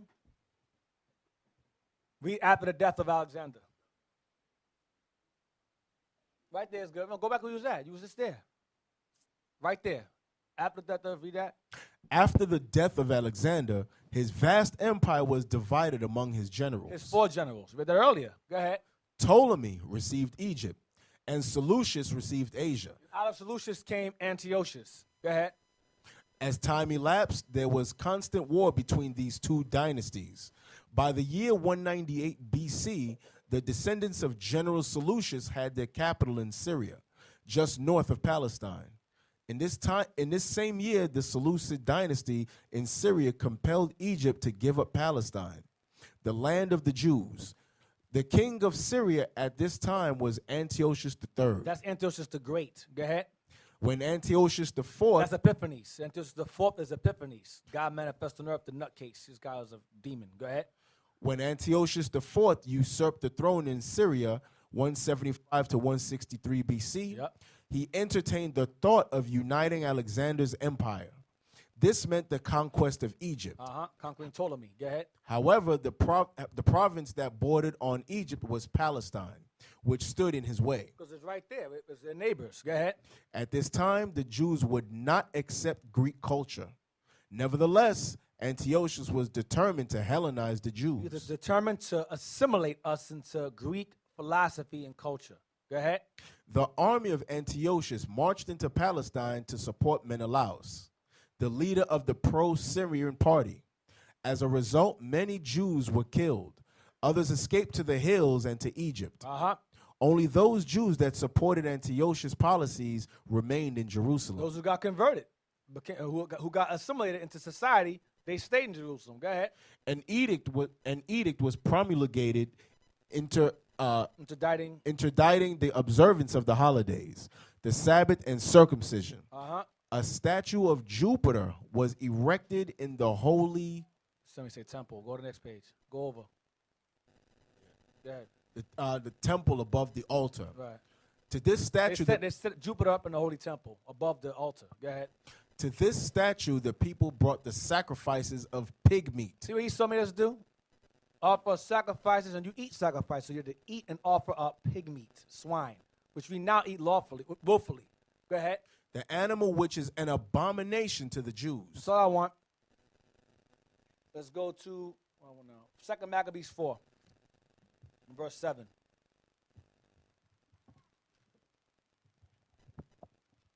The book of 2 Maccabees, chapter 4 and verse 7. But after the death of Seleucus, when Antiochus called Epiphanes took the kingdom, Jason, the brother of Onias, labored underhand to be high priest, promising unto the king by intercession 303 talents of silver. So you had this guy named Jason, brother of a high priest named Onias, Levite. This guy was a straight-up master of the coons. And he wanted to be the high priest, and he sold his soul among the souls of his own people to gain that position over his brother. Read again. But after the death of Seleucus, when Antiochus called Epiphanes The fourth, go ahead. took the kingdom, Jason, the brother of Onias, labored underhand to be high priest, Go ahead. promising unto the king by intercession 303 talents of silver, and of another revenue 80 talents. Beside this, he promised to assign 150 more, if he might have license to set him up a place for exercise and for the training up of youth in the fashions of the heathen. That's sports. Go ahead. And to write them of Jerusalem by the name of Antiochians. That'd be your Jets. That'd be your Bulls. That'd be your Wizards. That's what that is. Olympics winners. That's what that is. Go ahead. Which when the king had granted, and he gotten into his hand the rule, he forthwith brought his own nation to the Greekish fashion. He hated himself and his own people too. Go ahead. And the royal privileges granted of special favor to the Jews by the means of John, the father of Eupolemus, who went ambassador to Rome for amity and aid, he took away. And putting down the governments which were according to the law, he brought up new customs against the law. New customs or against the law. Greek customs were against our laws. Go ahead. He brought them up. Jason, go ahead. For he built gladly a place of exercise, A gym. Go ahead. under the tower itself, and brought the chief young men under his subjection, and made them wear a hat. Made the young men athletes and made them wear a hat. That hat would be what you see the Flash wear. That hat of Hermes is a hat, a flat cap, like a yarmulke with wings on the side. That's the hat that they wore. Go ahead. Now such was the height of Greek fashions and increase of heathenish manners. So we begin to dress like the Greeks. We begin to behave and speak like the Greeks. That's the Greekish manners, heathenish manners. And follow their philosophies. The homosexuality came in. All that came in. The pedophilia came in. All that was introduced. Eating of pork came in. That's the heathenish fashions, heathenish manners. Go ahead. Through the exceeding profaneness of Jason, that ungodly wretch and no high priest, Go ahead. that the priest had no courage to serve any more at the altar, Because they became what? Assimilated into heathen culture. Go ahead. but despising the temple and neglecting the sacrifices, hastened to be partakers of the unlawful allowance in the place of exercise, after the game of discus called them forth. After the game of discus shown, it says, called them forth. It said, so they would take, they'll be butt naked, take the big old disc and spin around in a circle and throw it as hard as they can. That's what they were doing back then, and they do it now. Discus. Go ahead. Not setting by the honors of their fathers, Forgetting their forefathers, King David, King Solomon, Hezekiah, the hell with Isaiah, the hell with them. Go ahead. but liking the glory of the Grecians best of all, Loving the white man more than anything else. Go ahead. by reason whereof sore calamity came upon them, for they had them to be their enemies and avengers. We were under the Greek rule for our sins. They were our enemies and avengers against us for breaking God's laws. But we begin to lose sight of that. Go ahead. Whose custom they followed so earnestly, Whose custom we begin to follow so earnestly, diligently. Go ahead. and unto whom they desired to be like in all things. We turned into white people. Spiritually, mentally, we turned into them. That's all. Whatever they say is truth. The Native Americans are Mongols, Mongoloids, ran straight. Yeah. The earth is flat. Yeah. The earth is billions of years old. Yeah. Where's the evidence? The white man said it. It's the same mind. It's the same slave mind. They're admiring them best of all. The assimilation, once again. Go back to go to page 123 in Babylon Timbuktu. In the same folder. Like the black Jews in America, Like us now in America, go ahead. some of the Jews of Guinea Of Africa, go ahead. don't remember their original nationality. Go ahead. This deplorable ignorance This deplorable ignorance is a result of what? is attributed to various causes. Let's see what they are. The fall of the fall of the Hebrew kingdom. Southern and Northern Kingdom fell. That's one attribute. 2, the lack of communication with Jewish educational We lost centers. our teachers. 3, intense persecution and the deliberate blotting out of the mind of their true nationality. Oh, read 3 again. 3, intense persecution and the deliberate blotting out of the mind of their true nationality. And the deliberate blotting out of the mind, their true nationality, meaning they hide our identity from us, hid it from us, hidden ones. Go ahead. Thus, Nahum Slotes said this about the Islamized Jews he met.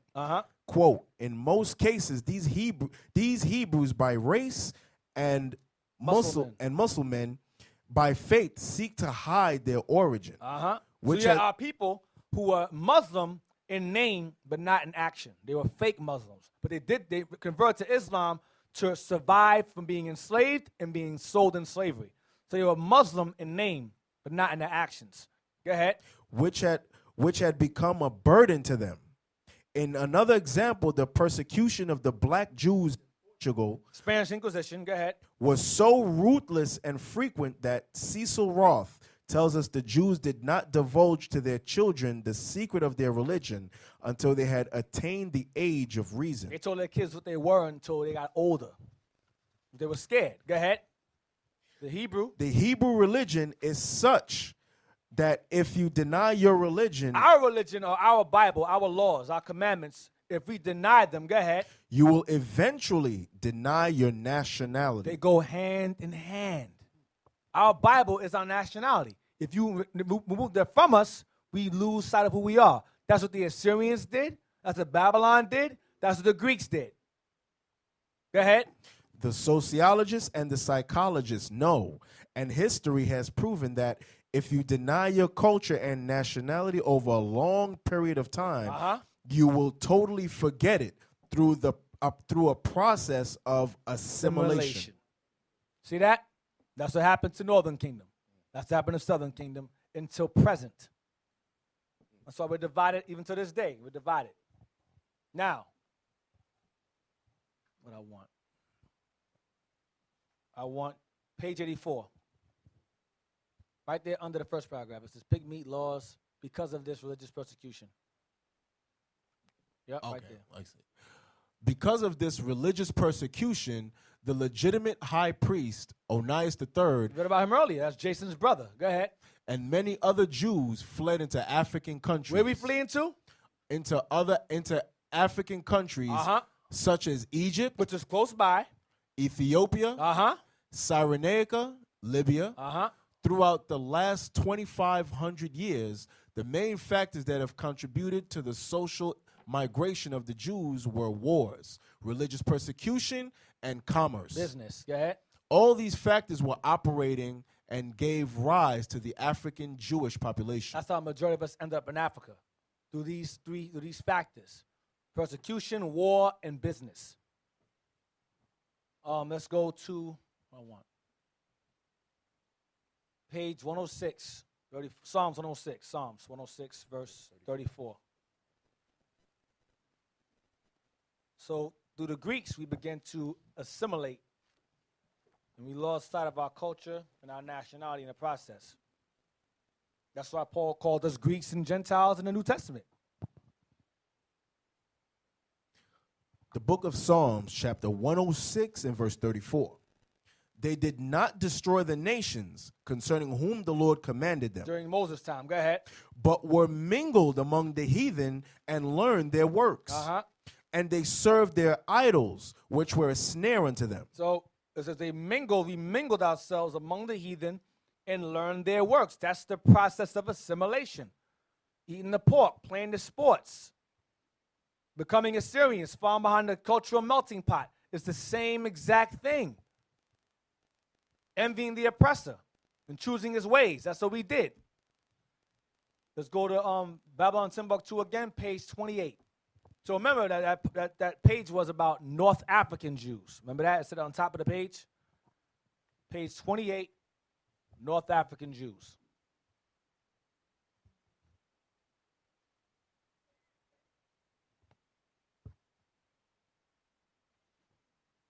That's why it's a possibility why we called ourselves Sidonian Canaanites in that passage, in that inscription, because Israel was simple as hell. 28. The Phoenicians spoke a Hamitic Semitic language, so closely allied to the Hebrew that the Phoenician and Hebrew, through different dialects, may practically be regarded as the same language. So the languages they spoke were similar, but there was different dialects. So they could tell the difference between Hamitic and Semitic. That's how we know that the people that wrote in Brazil, that was Semitic. That was not Hamitic. It was not a mixture of both. It was pure Semitic. Go down. Down there, highlight the part right there, the Phoenicians. The Phoenicians established a colony in North Africa Because called... when Israel conquered the promised land, Canaan, we pushed them out of Tyre and Sidon. We pushed them out of there. Read it again. The Phoenicians established a colony in North Africa called Carthage. And they, the Carthaginians, also considered themselves... Always considered themselves Canaanites. Because they were, originally. Go down. These Canaanites or Africans were driven out of the land of Canaan by Joshua. See? That's how they ended up in Africa. We pushed them out. That's all I want. I want you to get page, let's see, 28. Get 29. The city of Carthage was called, quote, the Queen of the Sea. The Carthaginians controlled the commerce in the Mediterranean Sea. Remember David and Solomon dealt with Hiram. They dealt with they did trade and business. And that continued. Go ahead. A new nation emerged in the peninsula of Italy. I'm sorry, they did business when they were actually in their land. When they were actually in that land. And then when they moved out of Tyre and Sidon, when they were forced out, that's when they ended up doing the same thing in Africa. Same thing, North Africa. Go ahead. A new nation emerged in the peninsula of Italy. Rome, which challenged the commercial interest and supremacy of Carthage in the Mediterranean. This state of hostility led to the 3 long wars called the Punic Wars. The first Punic War was in the years 264 to 241 BC.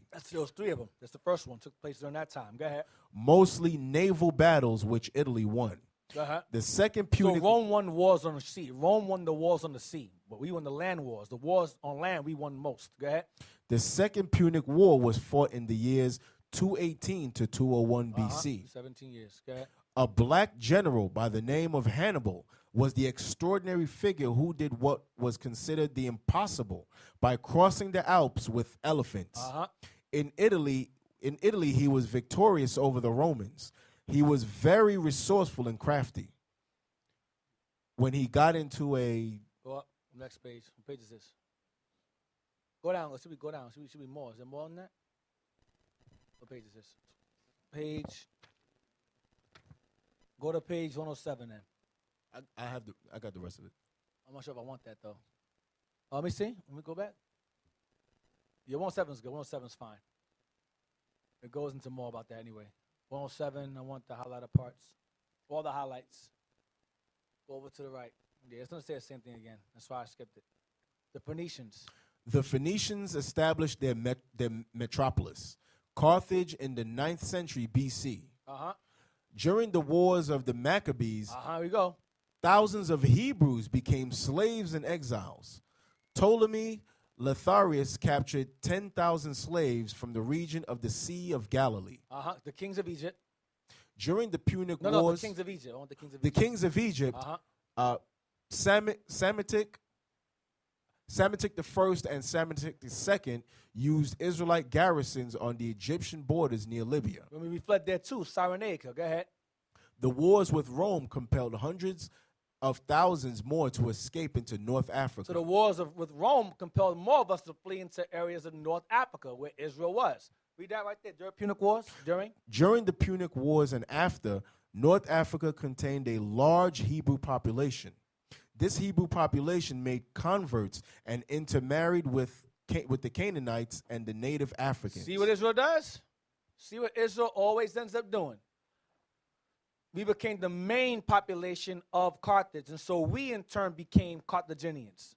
We basically became the majority, and the Canaanites, the Sidonians that were there, became the minority. They began to call us Phoenicians, or they called us Sidonians, or they called us Phoenicians. You understand? Phoenician is a Latin term for Canaanites. That's what it means. So palm, land of palm, or something like that, palm or whatever. Read that, city and language of Hannibal. Read that. The city and language of Hannibal.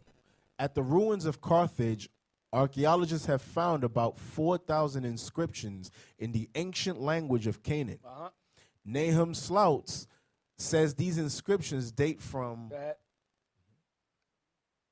the time of the time of Nehemiah. So that's during the time of Persian captivity? Of Simon the Just. Simon the Just was the father of Onias. That's Greek captivity. Of Hannibal and Hasdrubal. I think that's his brother. That's Rome. When Rome started to rise. Let me see what I want from there. The population. Jump down there. No, jump to it says, and we Hebrew writers. Go to population. That's too much. That's a waste of time. The population of Carthage was derived from Palestine, and its civilization was Hebraic in origin. Go ahead. Slouts is certain, after much research, that the language Hannibal spoke and in which he directed his troops was Hebrew. Go ahead. There is evidence that the Carthaginians possessed a high priesthood. See what we became? The Carthaginians. Remember, the original ones were Canaanites. Now we're called Carthaginians. Possessed they what? There is evidence that the Carthaginians possessed a high priesthood, and their ceremonies and sacrifices were similar to the rituals found in the book of Leviticus. Go ahead. According to some inscriptions, the Hebrew tribes of Asher and Zebulun were in Carthage from the foundation of the city. There you go. That's who was there. That's who was from the very beginning of the city. So when Ham went over there, Asher and Zebulun went and ran over there along with him. Go ahead. At the ruins of Carthage were excavated many inscriptions containing many Hebrew names, such as Joab, Joas, and Joel. The city of Tunis. Read that. The city of Tunis is said to be neither Arab nor European. Tunis is a Jewish city. Nowhere else does the Jew feel at home as he does in Tunis. Tunis is called Tunisia today. That's North Africa, right on the top. It's called Tunisia today. Go ahead. Slouch says so beautifully, and indeed, Tunis, the inheritor of Hebrew Carthage, is the eternal city of the Jews. That's all I want. So that's what Israel always ran to. When there was persecution, they would run right to Tunis. We always ran there. And over time, when the Arabs came, we began to be pushed out. We began to migrate further south into the western regions to hide, which didn't help. Page 109, at this time. Go there. Go over. 109. It says at this time. At this time in the land of We're Spain. going to stop at Tariq. Go ahead. At this time in the land of Spain, the black Jews were persecuted, and many had fled to Morocco for refuge. As a result of this persecution, the Jews of Morocco and the Moors planned to invade Spain with the assistance of Spanish Jews. Early in the 8th century, the Mohammedans from Morocco united with the black Jews. The Israelite Muslims from Morocco and the Jews who were in Judaism joined together. Go ahead. Try to. Go ahead. The first one to set foot on the soil of Spain was General Tarif. The first one to set foot on the soil of Spain when they finally got into Spain was General Tarif. Go ahead. A Jew of the tribe of Simeon. He was Simeon. Go ahead. After whom the island of Tarifa, It's still named that today. opposite Tangiers, was named. Now, Tariq was the general under a man named Tariq. Tariq ibn Zayad. He was under him. Those two conquered together. I'm not sure what Tariq was, but he was the main leader. Tariq was under him. But they both named these areas after themselves. However, the Rock of Gibraltar. Read that part. However, the Rock of Gibraltar, previously known as the Pillars of Hercules, received its new name from the great Moorish conqueror Gebel al-Tariq. That's the leader. Go ahead. Which means the mountain of Tariq. Right. So Tariq was the main leader. And Tarif, Simeonite, was under him as a general. So you understand these two. So he might have been Israel, most likely he was Israel also. But mostly Israelite Moors came together, whether Islamic, Judaic, or Christian, all came together to overthrow Edom in Spain. This was in 711 AD. And we ruled over it for 700 years. So you had a bunch of Spanish women up in Spain, and Jake men up in there, and hordes going up in there. You think what's going on? We having tea and eating crumpets and having crackers? No, it was laying with the women over there. Get page 55 of J. Rogers' book. Yeah. No color line. Nature Knows a Color Line book. On page 55, it's going to repeat this exact same history again, but he gives a more detailed description. Page 55. Yep. Read that. Chapter 5. Racial intermixture in Spain and Portugal. This is the time of this is the Middle Ages. I'm giving y'all Middle Ages history now. This is kind of outside the Bible a little.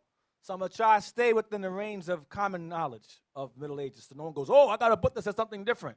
This is all common stuff. Read that.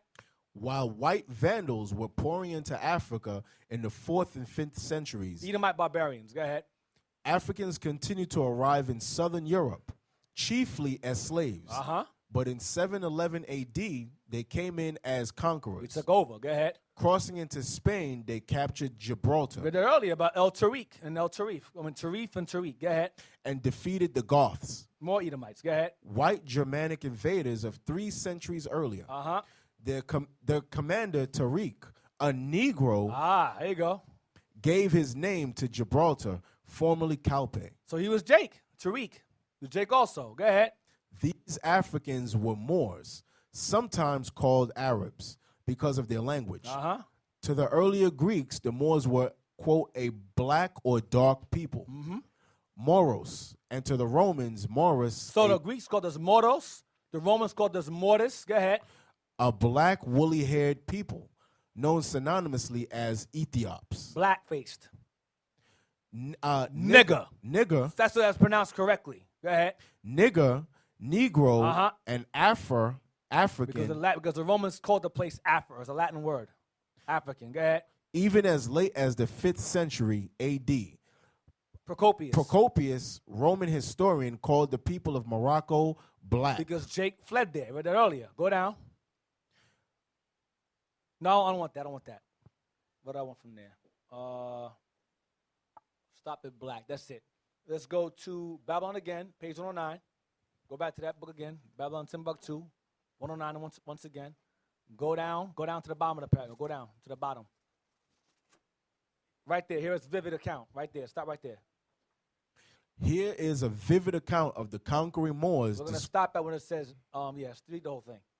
Here is a vivid account of the conquering Moors described by a writer who sympathized with Christian Spain. The reins of their horses were as fire, their faces black as pitch, their eyes shone like burning candles. That sound familiar? What that sound like? That's exactly what that sounds like. That's how the Moors looked. Go ahead. Their horses were swift as leopards, and the riders fiercer than a wolf in the sheepfold at night. This is an Edomite's description, by the way. He's saying that our eyes were shone like burning candles and our skin was black as pitch, burnt in the furnace. Same exact thing. Go ahead. The noble Goths were broken in an hour. We broke them when we got over there. Go ahead. Quicker than tongue can tell. Oh, luckless Spain. Oh, y'all lost to these black folks. Y'all lost. Go back to Babylon again. Let me go back to Nature Knows the Color Line again, the Color Line book again. Go down. Right? Stop. Slow. Go to in fact, the bottom of the paragraph. In fact, if one goes by the description. In fact, if one goes by the description of white writers and painters, We just read one, the white rider. Watch what he says. the Moorish invaders were, on the whole, very black. Very black. So this is called cross-referencing. I ain't going to use one, but I'll use many books to say the same exact thing over and over again to reinforce what's being brought out. Go to page 115 in Babylon again. No, I want that. Yeah, page 115 in Babylon. Page 115. Right there, in order to satisfy. Now, bring out some history. During this time in 492, the last stronghold of the Moors was conquered. We were pushed out of Spain into an area called Grenada. The King Ferdinand and Queen Isabella conquered us, the last stronghold of Spain in 492, and they began to expel us. They began to expel many of us. Those who they wanted to keep around, they had to accept the white Jesus. They had to accept Christianity. That was the Inquisition, means the Spanish judgment. The judgment was kick all the Jews or Moors out who will not accept white Jesus. So many of us who chose to flee from that Inquisition in Spain, we tried to flee into Portugal instead because it was right there. But the Portuguese king, being Edomites, cool with the Spanish king, said, I'm going to do what you guys are doing and kick them out my land as well. Read in order. In order to satisfy Queen Isabella of Spain, King Manuel of Portugal promulgated a royal decree expelling the Jews and Moors from his country in 1496. 4 years later. Go ahead. The Jews who were Go over. The Jews who were expelled from Spain and Portugal was scattered throughout the Mediterranean coast. Scattered throughout the Mediterranean coast. Go ahead. It is estimated that over 100,000 Jews departed from Spain and Portugal during the persecutions and the expulsion. Some of the Jews went to Northern Europe, Italy, and Turkey, but most of them went to Muslim countries of Northern and Western Africa. Here we went back to Tunis again. Northern and Western Africa. Go ahead. These black Jews would naturally go to African countries, most of all. Why? Because of less persecution, and they could disguise themselves easily among blacks. That's why they went there. Go ahead. RHM. R.H.M. Elwes gives a graphic description of the Portuguese Jew, Baruch Spinoza. A middle-sized, good features, skin somewhat black. Stop. See what he says there? Skin somewhat black. What does that mean? But what does it mean when it says skin somewhat black? What is it saying somewhat? Who get raise your hand? Don't call out. It says skin somewhat black means what? Someone said it. Just raise your hand. Yeah, pass it to him. Meaning that they mixed when they went back into What's it mean? Africa. What was somewhat mean? So what's somewhat mean? What's it saying? What's somewhat saying?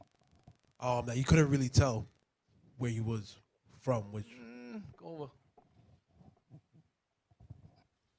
MSI, go ahead, MSI. They was light skinned. They got lighter. Not as dark as before. Remember it said black is cold. Remember that? Dark is night. They're saying somewhat black. Brown. Because they vary, because they start to mingle themselves. Remember, 700 years in Portugal, Spain, among the white folks. You're going to have admixture. You're going to have it. Read again. Middle size, good features. All right. No, middle size. Middle size, good features. Uh-huh. Skin somewhat black. Black curly hair. Kept that. Long eyebrows of the same color, so that one might know by his looks that he was a descendant from Portuguese Jews. Go ahead, keep going. When the Jews were expelled from Spain, about 100,000 entered Portugal. They were permitted to enter under the condition that they would pay the poll tax. So when we were kicked out of Spain, entering into Portugal, we were allowed to live there if we paid a certain tax. So read again. When the Jews were expelled from Spain, about 100,000 entered Portugal. Many of us, if we fled into Portugal instead, go ahead. They were permitted to enter under the condition that they would pay the poll tax. So they were allowed to enter into Portugal if they paid a certain tax. Go ahead. With the understanding that they would leave the country within 8 months. So they can stay, but they had to stay within 8 months and then leave from there. They had an 8-month limit to stay in Portugal. Go ahead. Also, at this time, the king obligated himself to take the Jews wherever they desired at the termination of the 8 months. That was the deal. Okay, you guys can go wherever you want to go after 8 months. I'll send you, if you pay your poll tax, I'll send you wherever you want to go. By ship. Go ahead. When the time expired, many Jews were stranded because the king did not provide enough ships in time. In time of the 8 months. See how grimy Esau is? Go ahead. All the black Jews who were left behind were deprived of their freedom and sold into slavery. See what happened? Many of the first, that's why it says in that book, before the Mayflower, the first slave ships came from Europe. Not Africa, Europe. And the money that funded this slavery, the slave money here, went into Columbus's voyage to conquer us on this side of the world. They tie together. Yeah, get it like that. Do it y'all side, but I ain't got much time.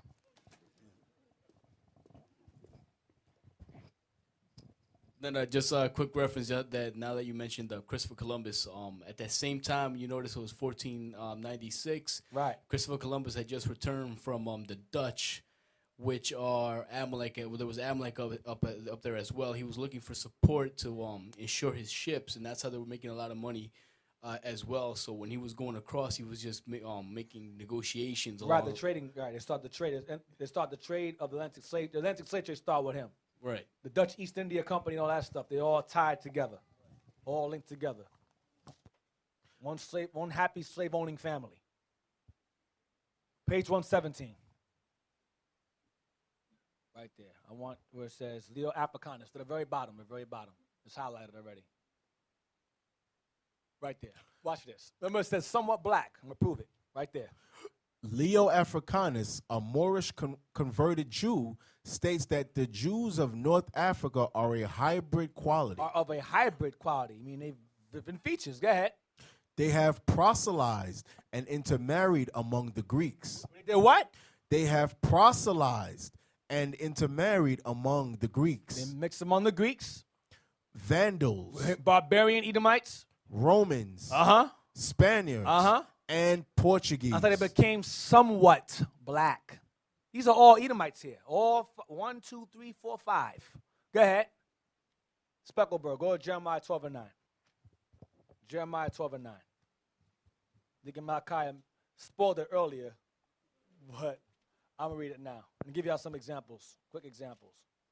The book of Jeremiah, chapter 12 and verse 9. Mine heritage is unto me as a speckled bird. The birds round about are against her.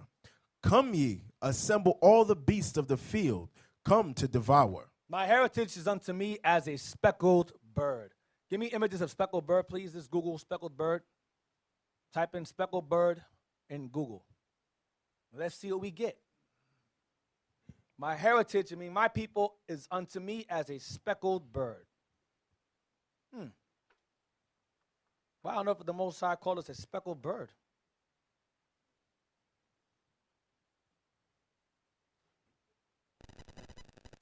Look at this bird here. Blow it up. Look at this bird. These are all speckled birds. You got one that has brown skin, specks of white on him. You got one right there. He's brown with specks of green. One right there with the brown with specks of white. Another one, a green one with specks of green.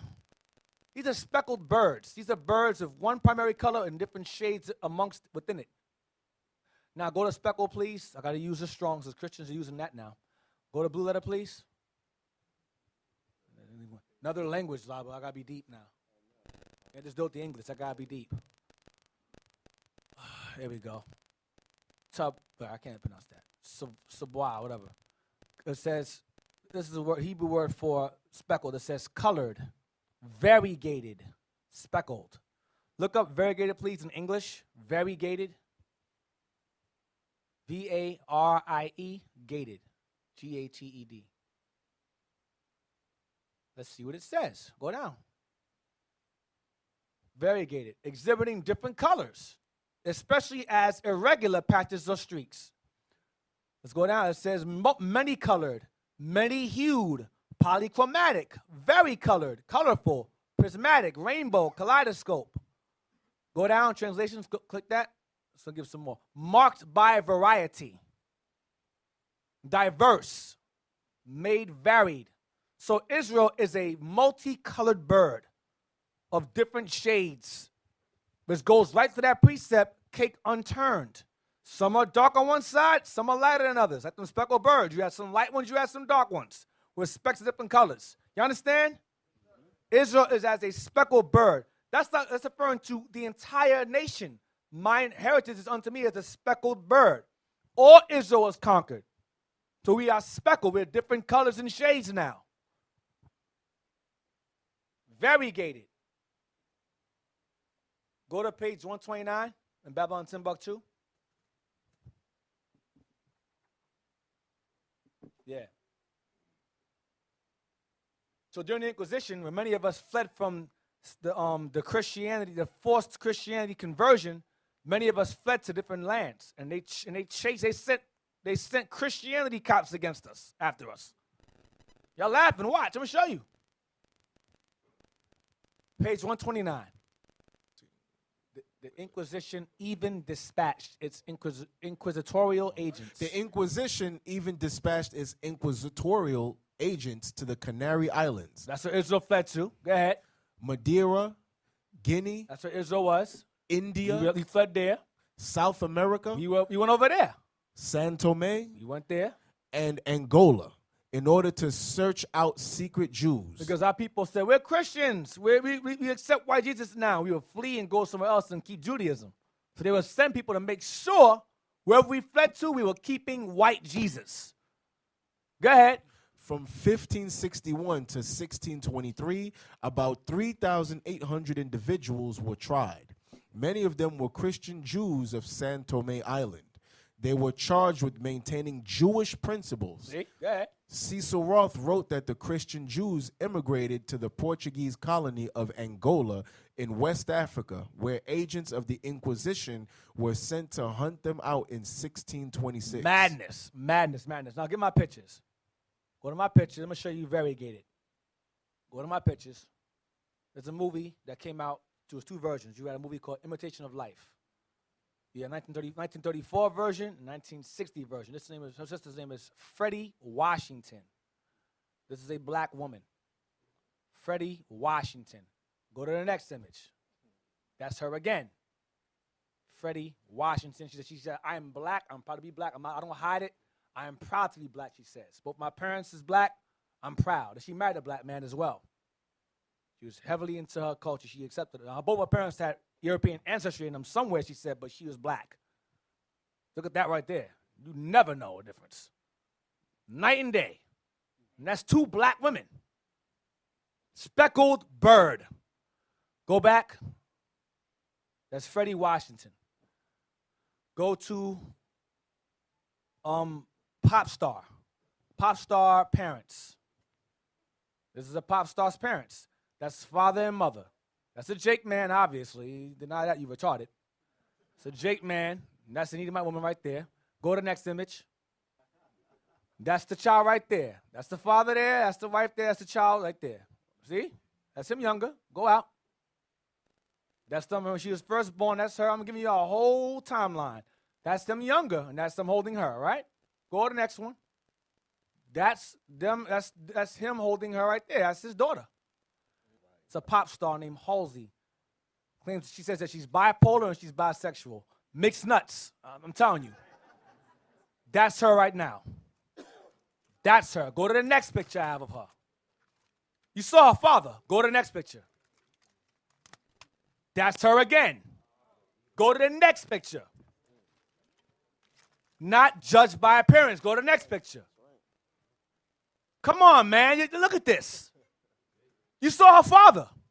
That's a black woman. Blue hair. You know she's gone. Blue hair. I mean, she's finished. You know my thing. When I see blue hair, you just done. Speckled. Benjamin crazy. Speckled bird. I'm sorry. I love y'all, man. I love y'all. They crazy. Go to go to the next image. Go to what else I have? Logic. What else I have? Go to London. London. Go to that one. These all black Israelites. They saw her, they lose their mind. She said, "I like you." They lose it. And she went this girl here. Laura London. She's in the movie ATL. Sister, right? Go to the next one. Don't call. Hey, those of you who know what this is, don't be calling out. Yeah, I know who that is. Shut up. Spoiling stuff. Damn. Jake, I'm out. Jake is messing things up, man. Go to the next one. Go to her parents. Those are her parents. Blow it up, please. That's daddy. Amalek daddy. And mommy on the right. That's not Jake at all. Come on out. So if you have heathens passing as Jake, you're gonna have Jake's what? Passing as heathens. This is common sense. It's not there with Israel. With Israelites, it's not there. Uh-oh, Ashley.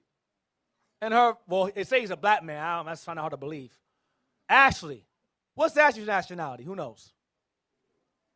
She's Elam. That's a Persian woman. A Tatiana Ali. It's a Persian woman. Father's East Indian Muslim from Trinidad. Go out. Sorry. Those of y'all got crushed on that. Got that a loss. Go to sister. Brothers is like, go to sister. Remember that show, Sister, the twins? Yeah, remember them? And they got brother, smart guy, their brother. Go to the parents. Look at their face. Remember the face. See their smile? Remember their smile? Go to the father now. There goes daddy. Dear old dad. Same face. Right. Dark skin. Dear old, look at the face. That's the same face. Same everything. Y'all play games. Y'all play games. Meaning that they have a ticket to this kingdom, the next kingdom to come. Yeah, it's a wrap. Sorry, sister. You got to go there. And they married Esau, so they good to go. They married Edomite men, they good to go. And married their own kind. Excellent. One married Jake. One married Jake. She did. So their children have a chance, but mommy is, she done. Single file to the slave line. Go over, single file, slave line. X that out, go to, what else I have? Strahan, go to Michael Strahan. You know, he's cool. He's like the coon king. Look at his daughter. Look at his daughter. Daughters. Yo, you cannot now go to the next picture. That's his son in the back. Look at his daughters, though. Never mind him. Look at his daughters. Go to the next picture. Wow. You would never think those are his kids. Those are black women. Yeah, he's boy almost out of there. Look at the tight jean. Look at that dude out of there. X out. I'm running on time. X out. What else I got? What else I got over there? Oh, go to the boy, the college boy. Go to college boy. Yeah. Go to college boy. College boy. See the college boy? Don't call out. See a college boy right there? Look like Jan, right?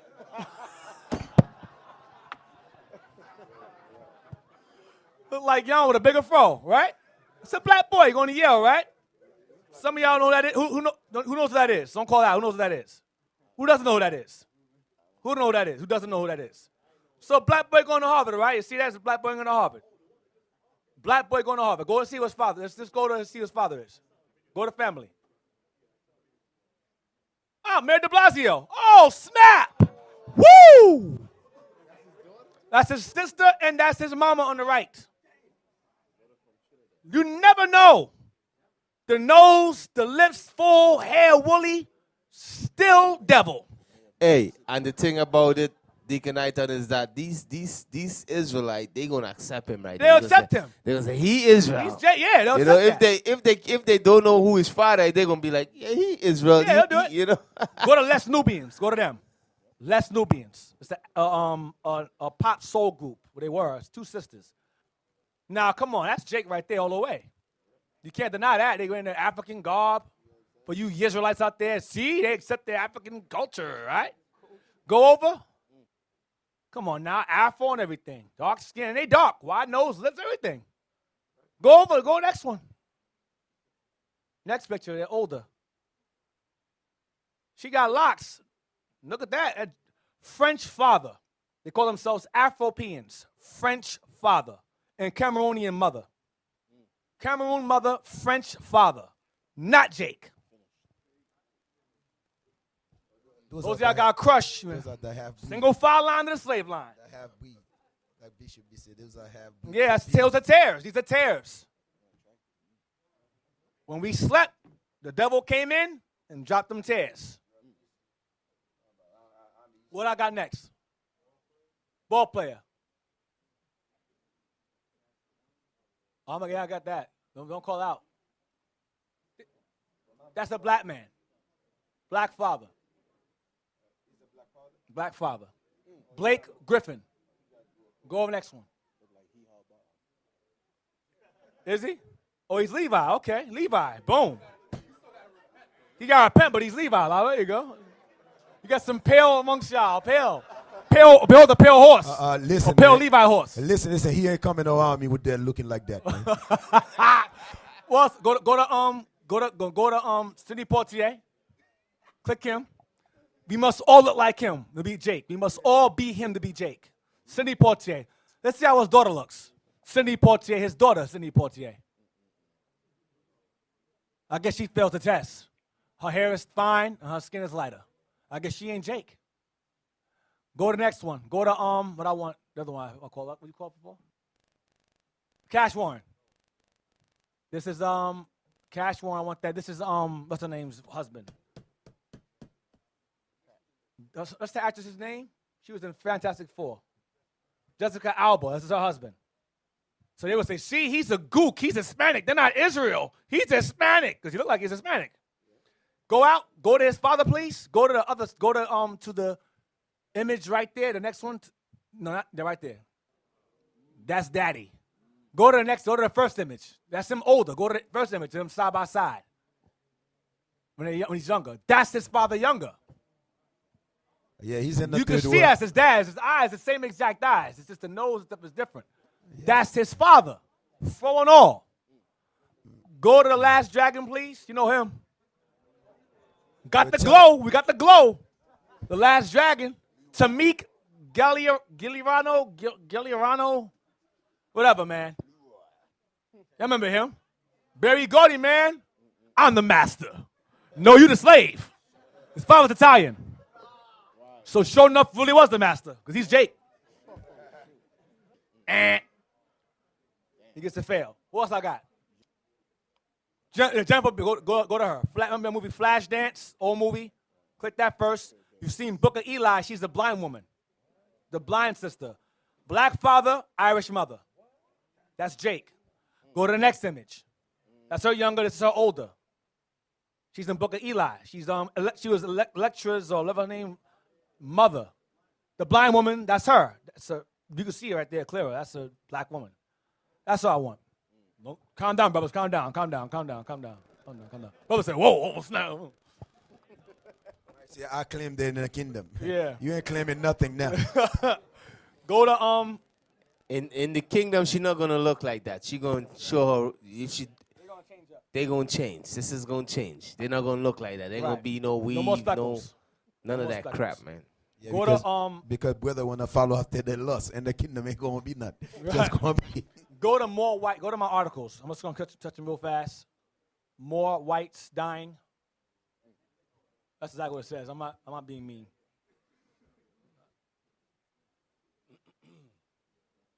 Yep, that's what I want. Read what it says. Europe needs many more babies to avert a population disaster. Quiet down, pay attention.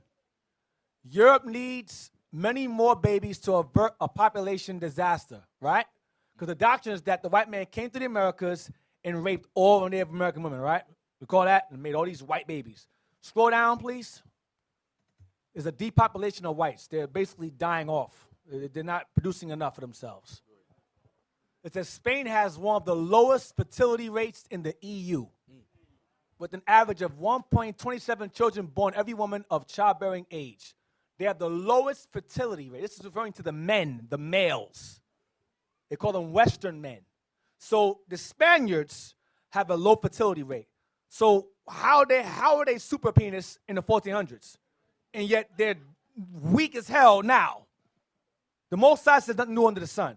If they had weak fertility now, they had weak fertility then. Like, for example, when Israel was in Egypt, we were being afflicted. The more they hurt us, the more we had kids. They gave us crack, dope, heroin, cocaine. We still had babies, crack babies and all. Grew up just fine. Spermicide in the soda, still had babies. Trust me, I know. I drank them on purpose. I hate the kids. They don't work. It don't work. So I'm telling you that again. I'm telling you, that's in the world. In the world, I hate the kids. But I'm just being honest. In the world, we drank them on purpose. And it didn't work. But I'm showing you that Edom, Esau, they have low fertility. Spain in particular. Portugal as well, low fertility. Go down. Italy as well, low fertility. Ukraine, low fertility. All these people conquered the Native Americans. Portugal, Italy, Spain, they conquered them. Germany also, and they have low fertility. So how are they able to go through all these countries where everyone was mostly dark natives and just mingle them all around? It's a lie. That's what it is. You go to, I have three articles. You have the Time Magazine one. This is, what's this one? The Guardian, and you have Daily Mail. It's called America's Dying Whites, the dailymail.com. Saying the exact same thing. How old is this article? Go up. How old is this article? What year? What's the year it's dated? 2016, I think it says.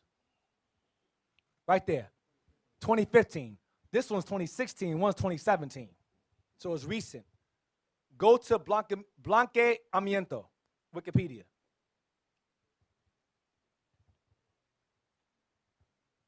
This is when Esau decided, okay, there's too many blacks in the Central and South Americas. We're going to send some whites up in there and white them up. Fail. Read that. Blanqueamiento or whitening is a social, political, and economic practice used in many post-colonial countries to, quote, improve the race towards a supposed ideal of whiteness. The term blanqueamiento is rooted in Latin America and is used more or less synonymous with racial whitening. Go down to go down to the next thing. Go down. That definition, I don't want that. Go down. Nope, that's Mustard, that's the mixture. National policy right there.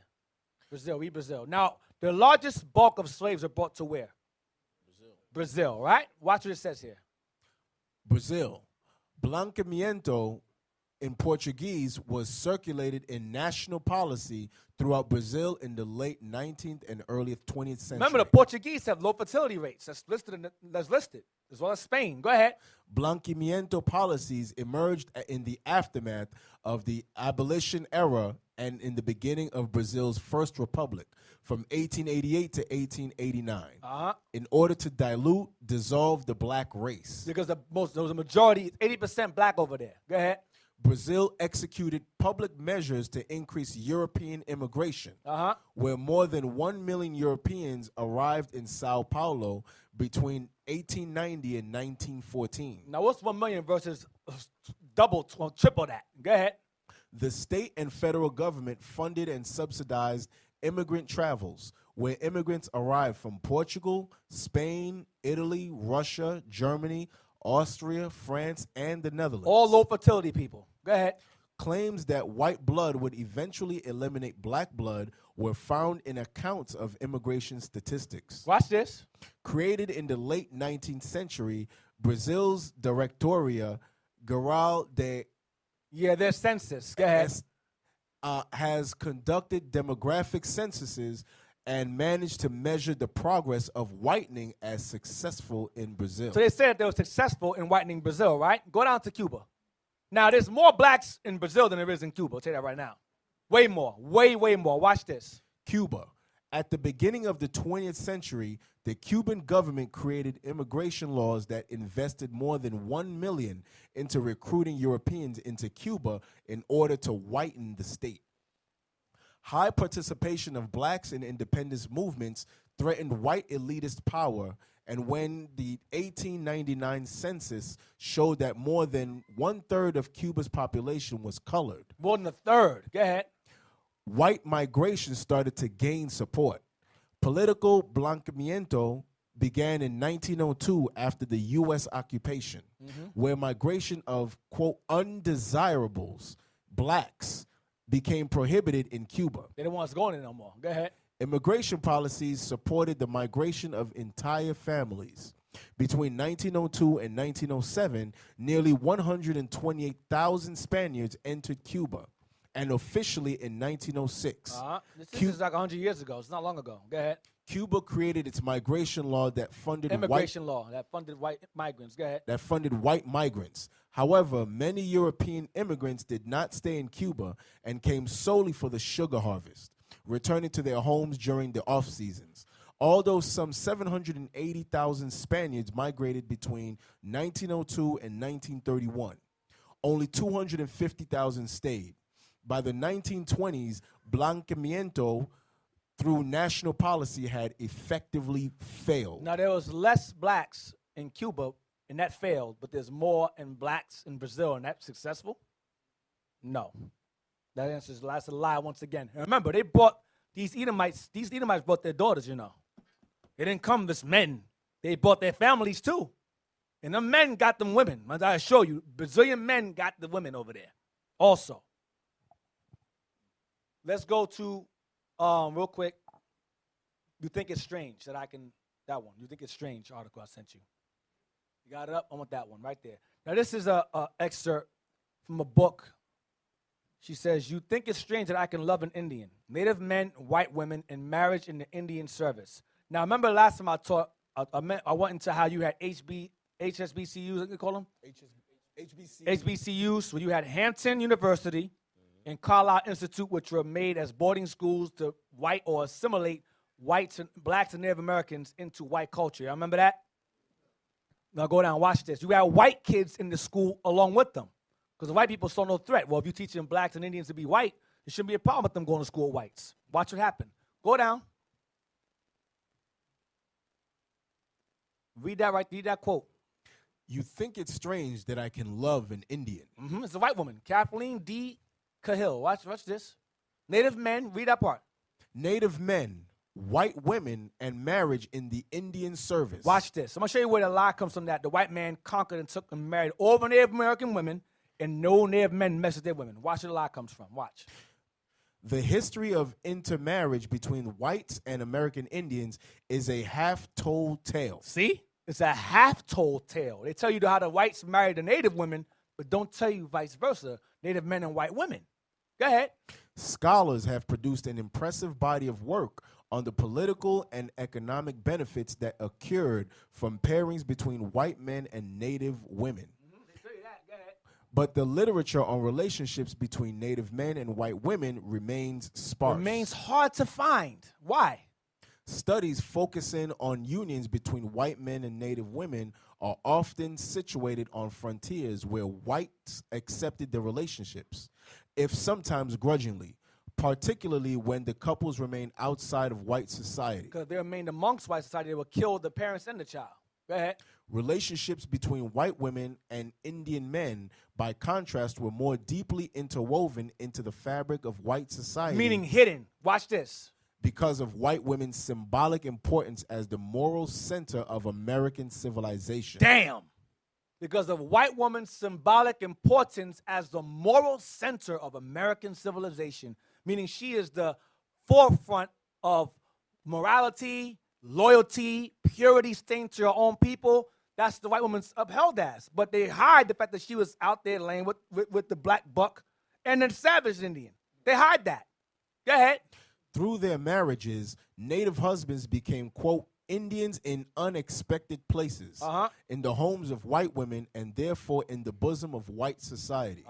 Such relationships also stand in striking contrast to the contemporaneous violence perpetuated against black men in the American South over the smallest threat that they might cross the sexual color line. Go ahead. You hear about how black folks got in trouble or killed for messing with white women. But they hide the fact that Native American men were messing with white women also. They hide that. Go ahead.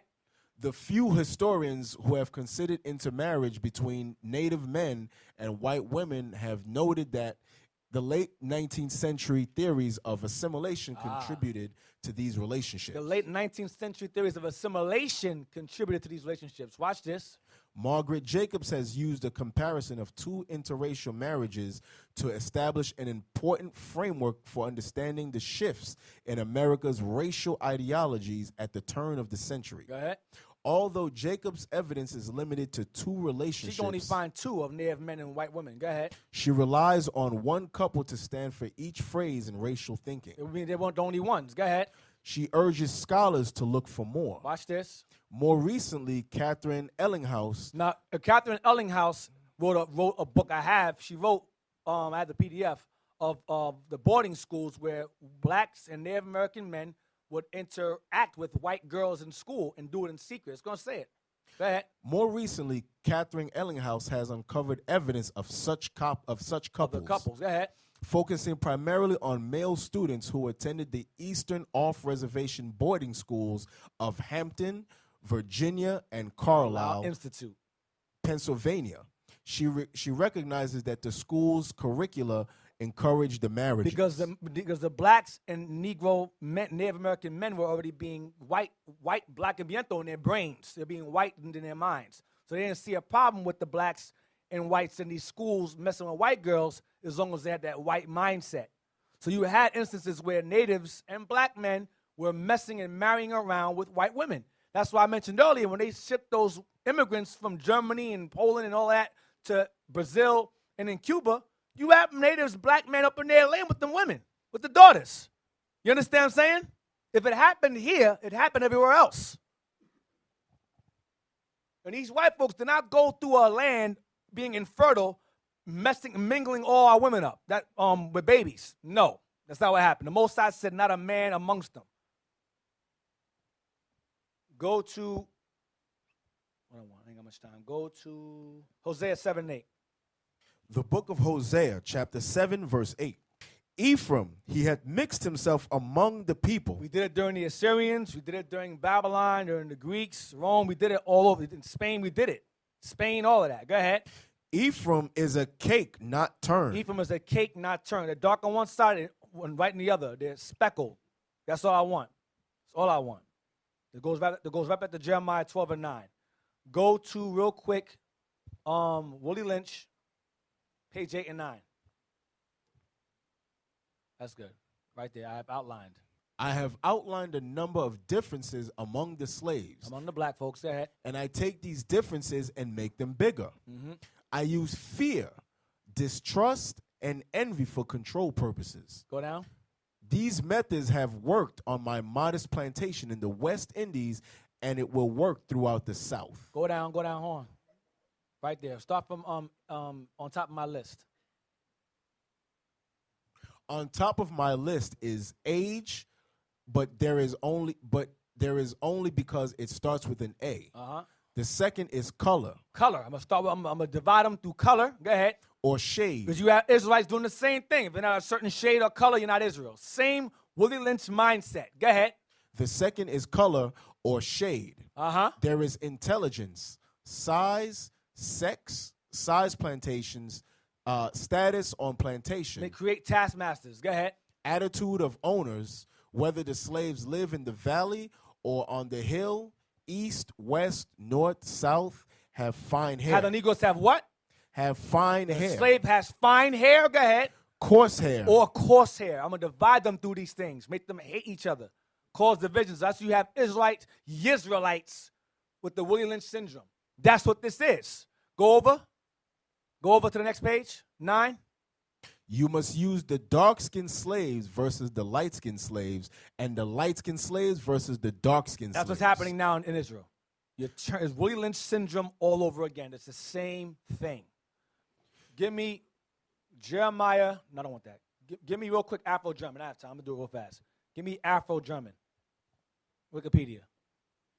Afro-German. Now I'm going to take y'all further.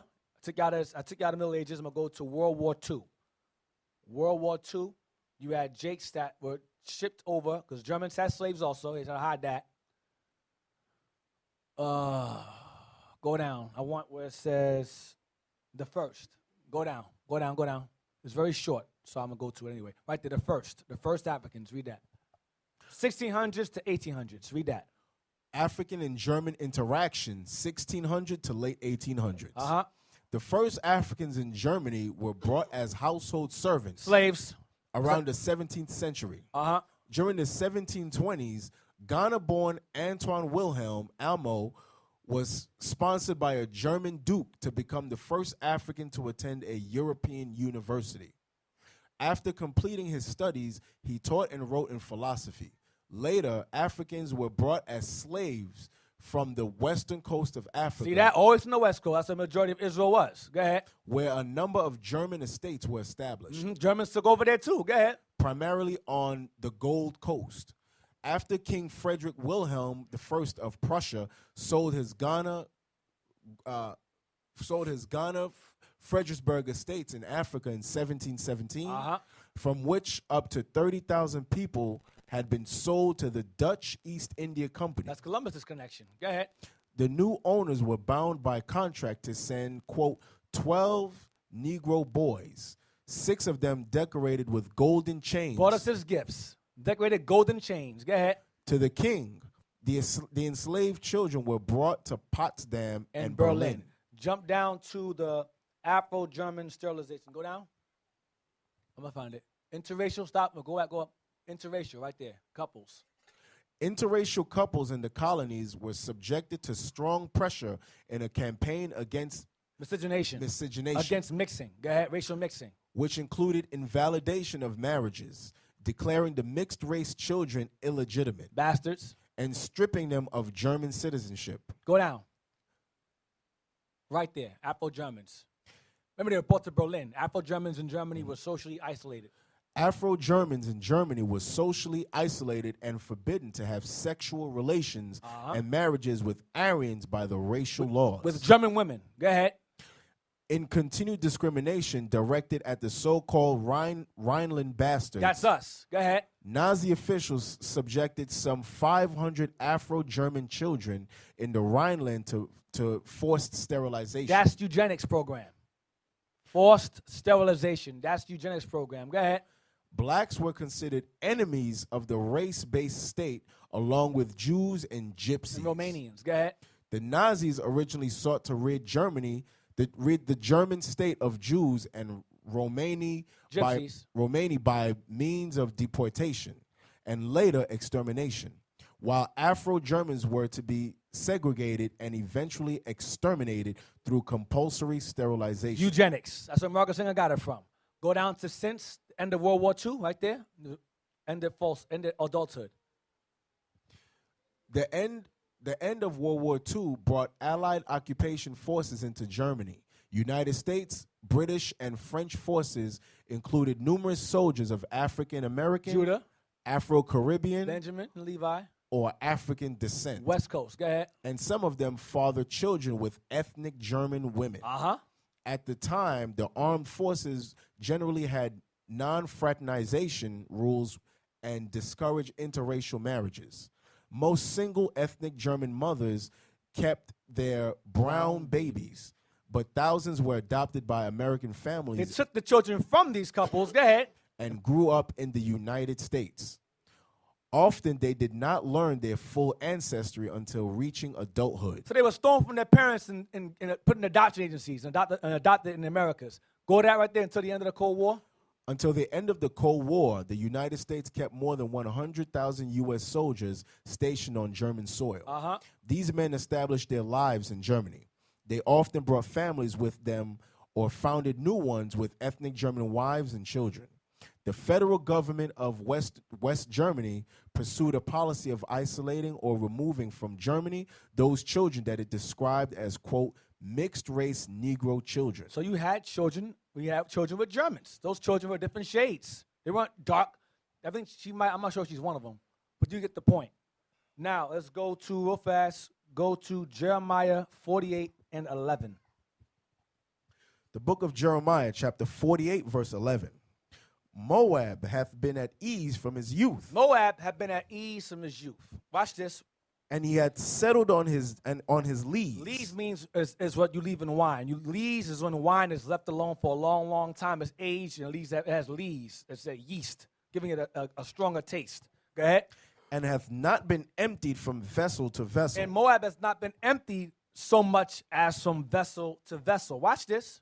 Neither hath he gone into captivity. Or have been emptied from vessel to vessel, meaning from captivity after captivity after captivity. Moab didn't go through that. Go ahead. Therefore his taste remained in him. Therefore, Moab's taste still remains in him. Meaning you have the real ones. You have the Vietnamese, you have the Cambodians, you have the Mongolians. They had their taste in them. You have the Esau puts in the forefront the ones that were conquered, the white ones. But for the most part, they maintained their dark features. Moab. So he's saying Israel, read again. Therefore his taste remained in him. His taste or flavor remained in him. Go ahead. And his scent is not changed. And his scent is not changed. So have we been emptied from vessel to vessel? So what does it say about us? That our taste is not the same.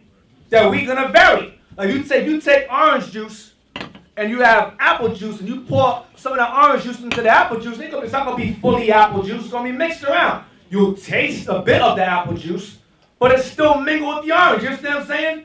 So Israel, likewise, it says, therefore his taste remained in him and his scent is not changed. Israel, our taste remains in us to an extent, because the Most High says, for the most part, Israel is a dark nation. But amongst us, you'll have mixtures. You understand? You'll have us looking diverse, because we've been empty from vessel to vessel, captivity to captivity. So we're going to vary in features. You understand? That's why Christ said, judge not by appearance. All right, so give me Ecclesiastes 3:24. I'm going to end it on that.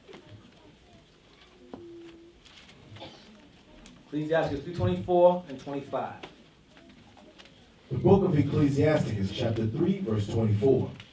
For many are deceived by their own vain opinion. So many are deceived in this truth, Israel, by their own vain opinion. When you say that all Israel has to be dark-skinned with woolly hair or coarse hair, you are deceived by a vain opinion. It's not supported by scripture whatsoever or historically in any kind of way.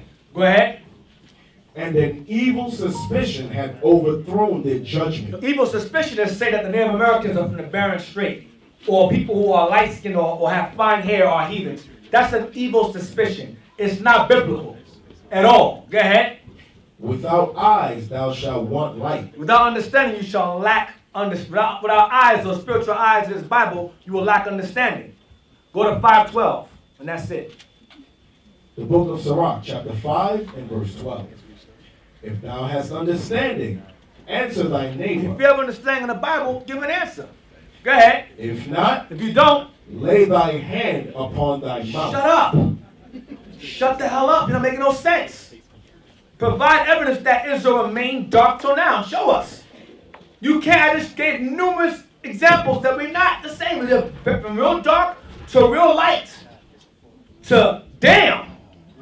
Dark to like pale, like wow, that's Jake. Some of y'all was like, wow, those are our parents? Yes, those are our parents. Alright, so I'm gonna end it on that.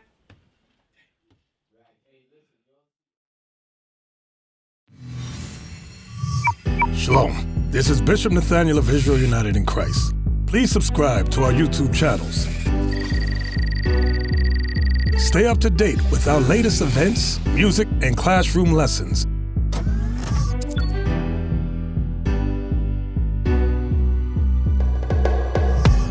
IUIC plans to continue visiting different countries where this gospel has not been preached before. IUIC needs your help in pushing this truth.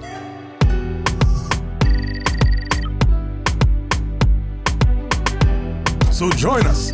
Subscribe to our Instagram, Facebook, Twitter, and podcasts, and stay up to date with us.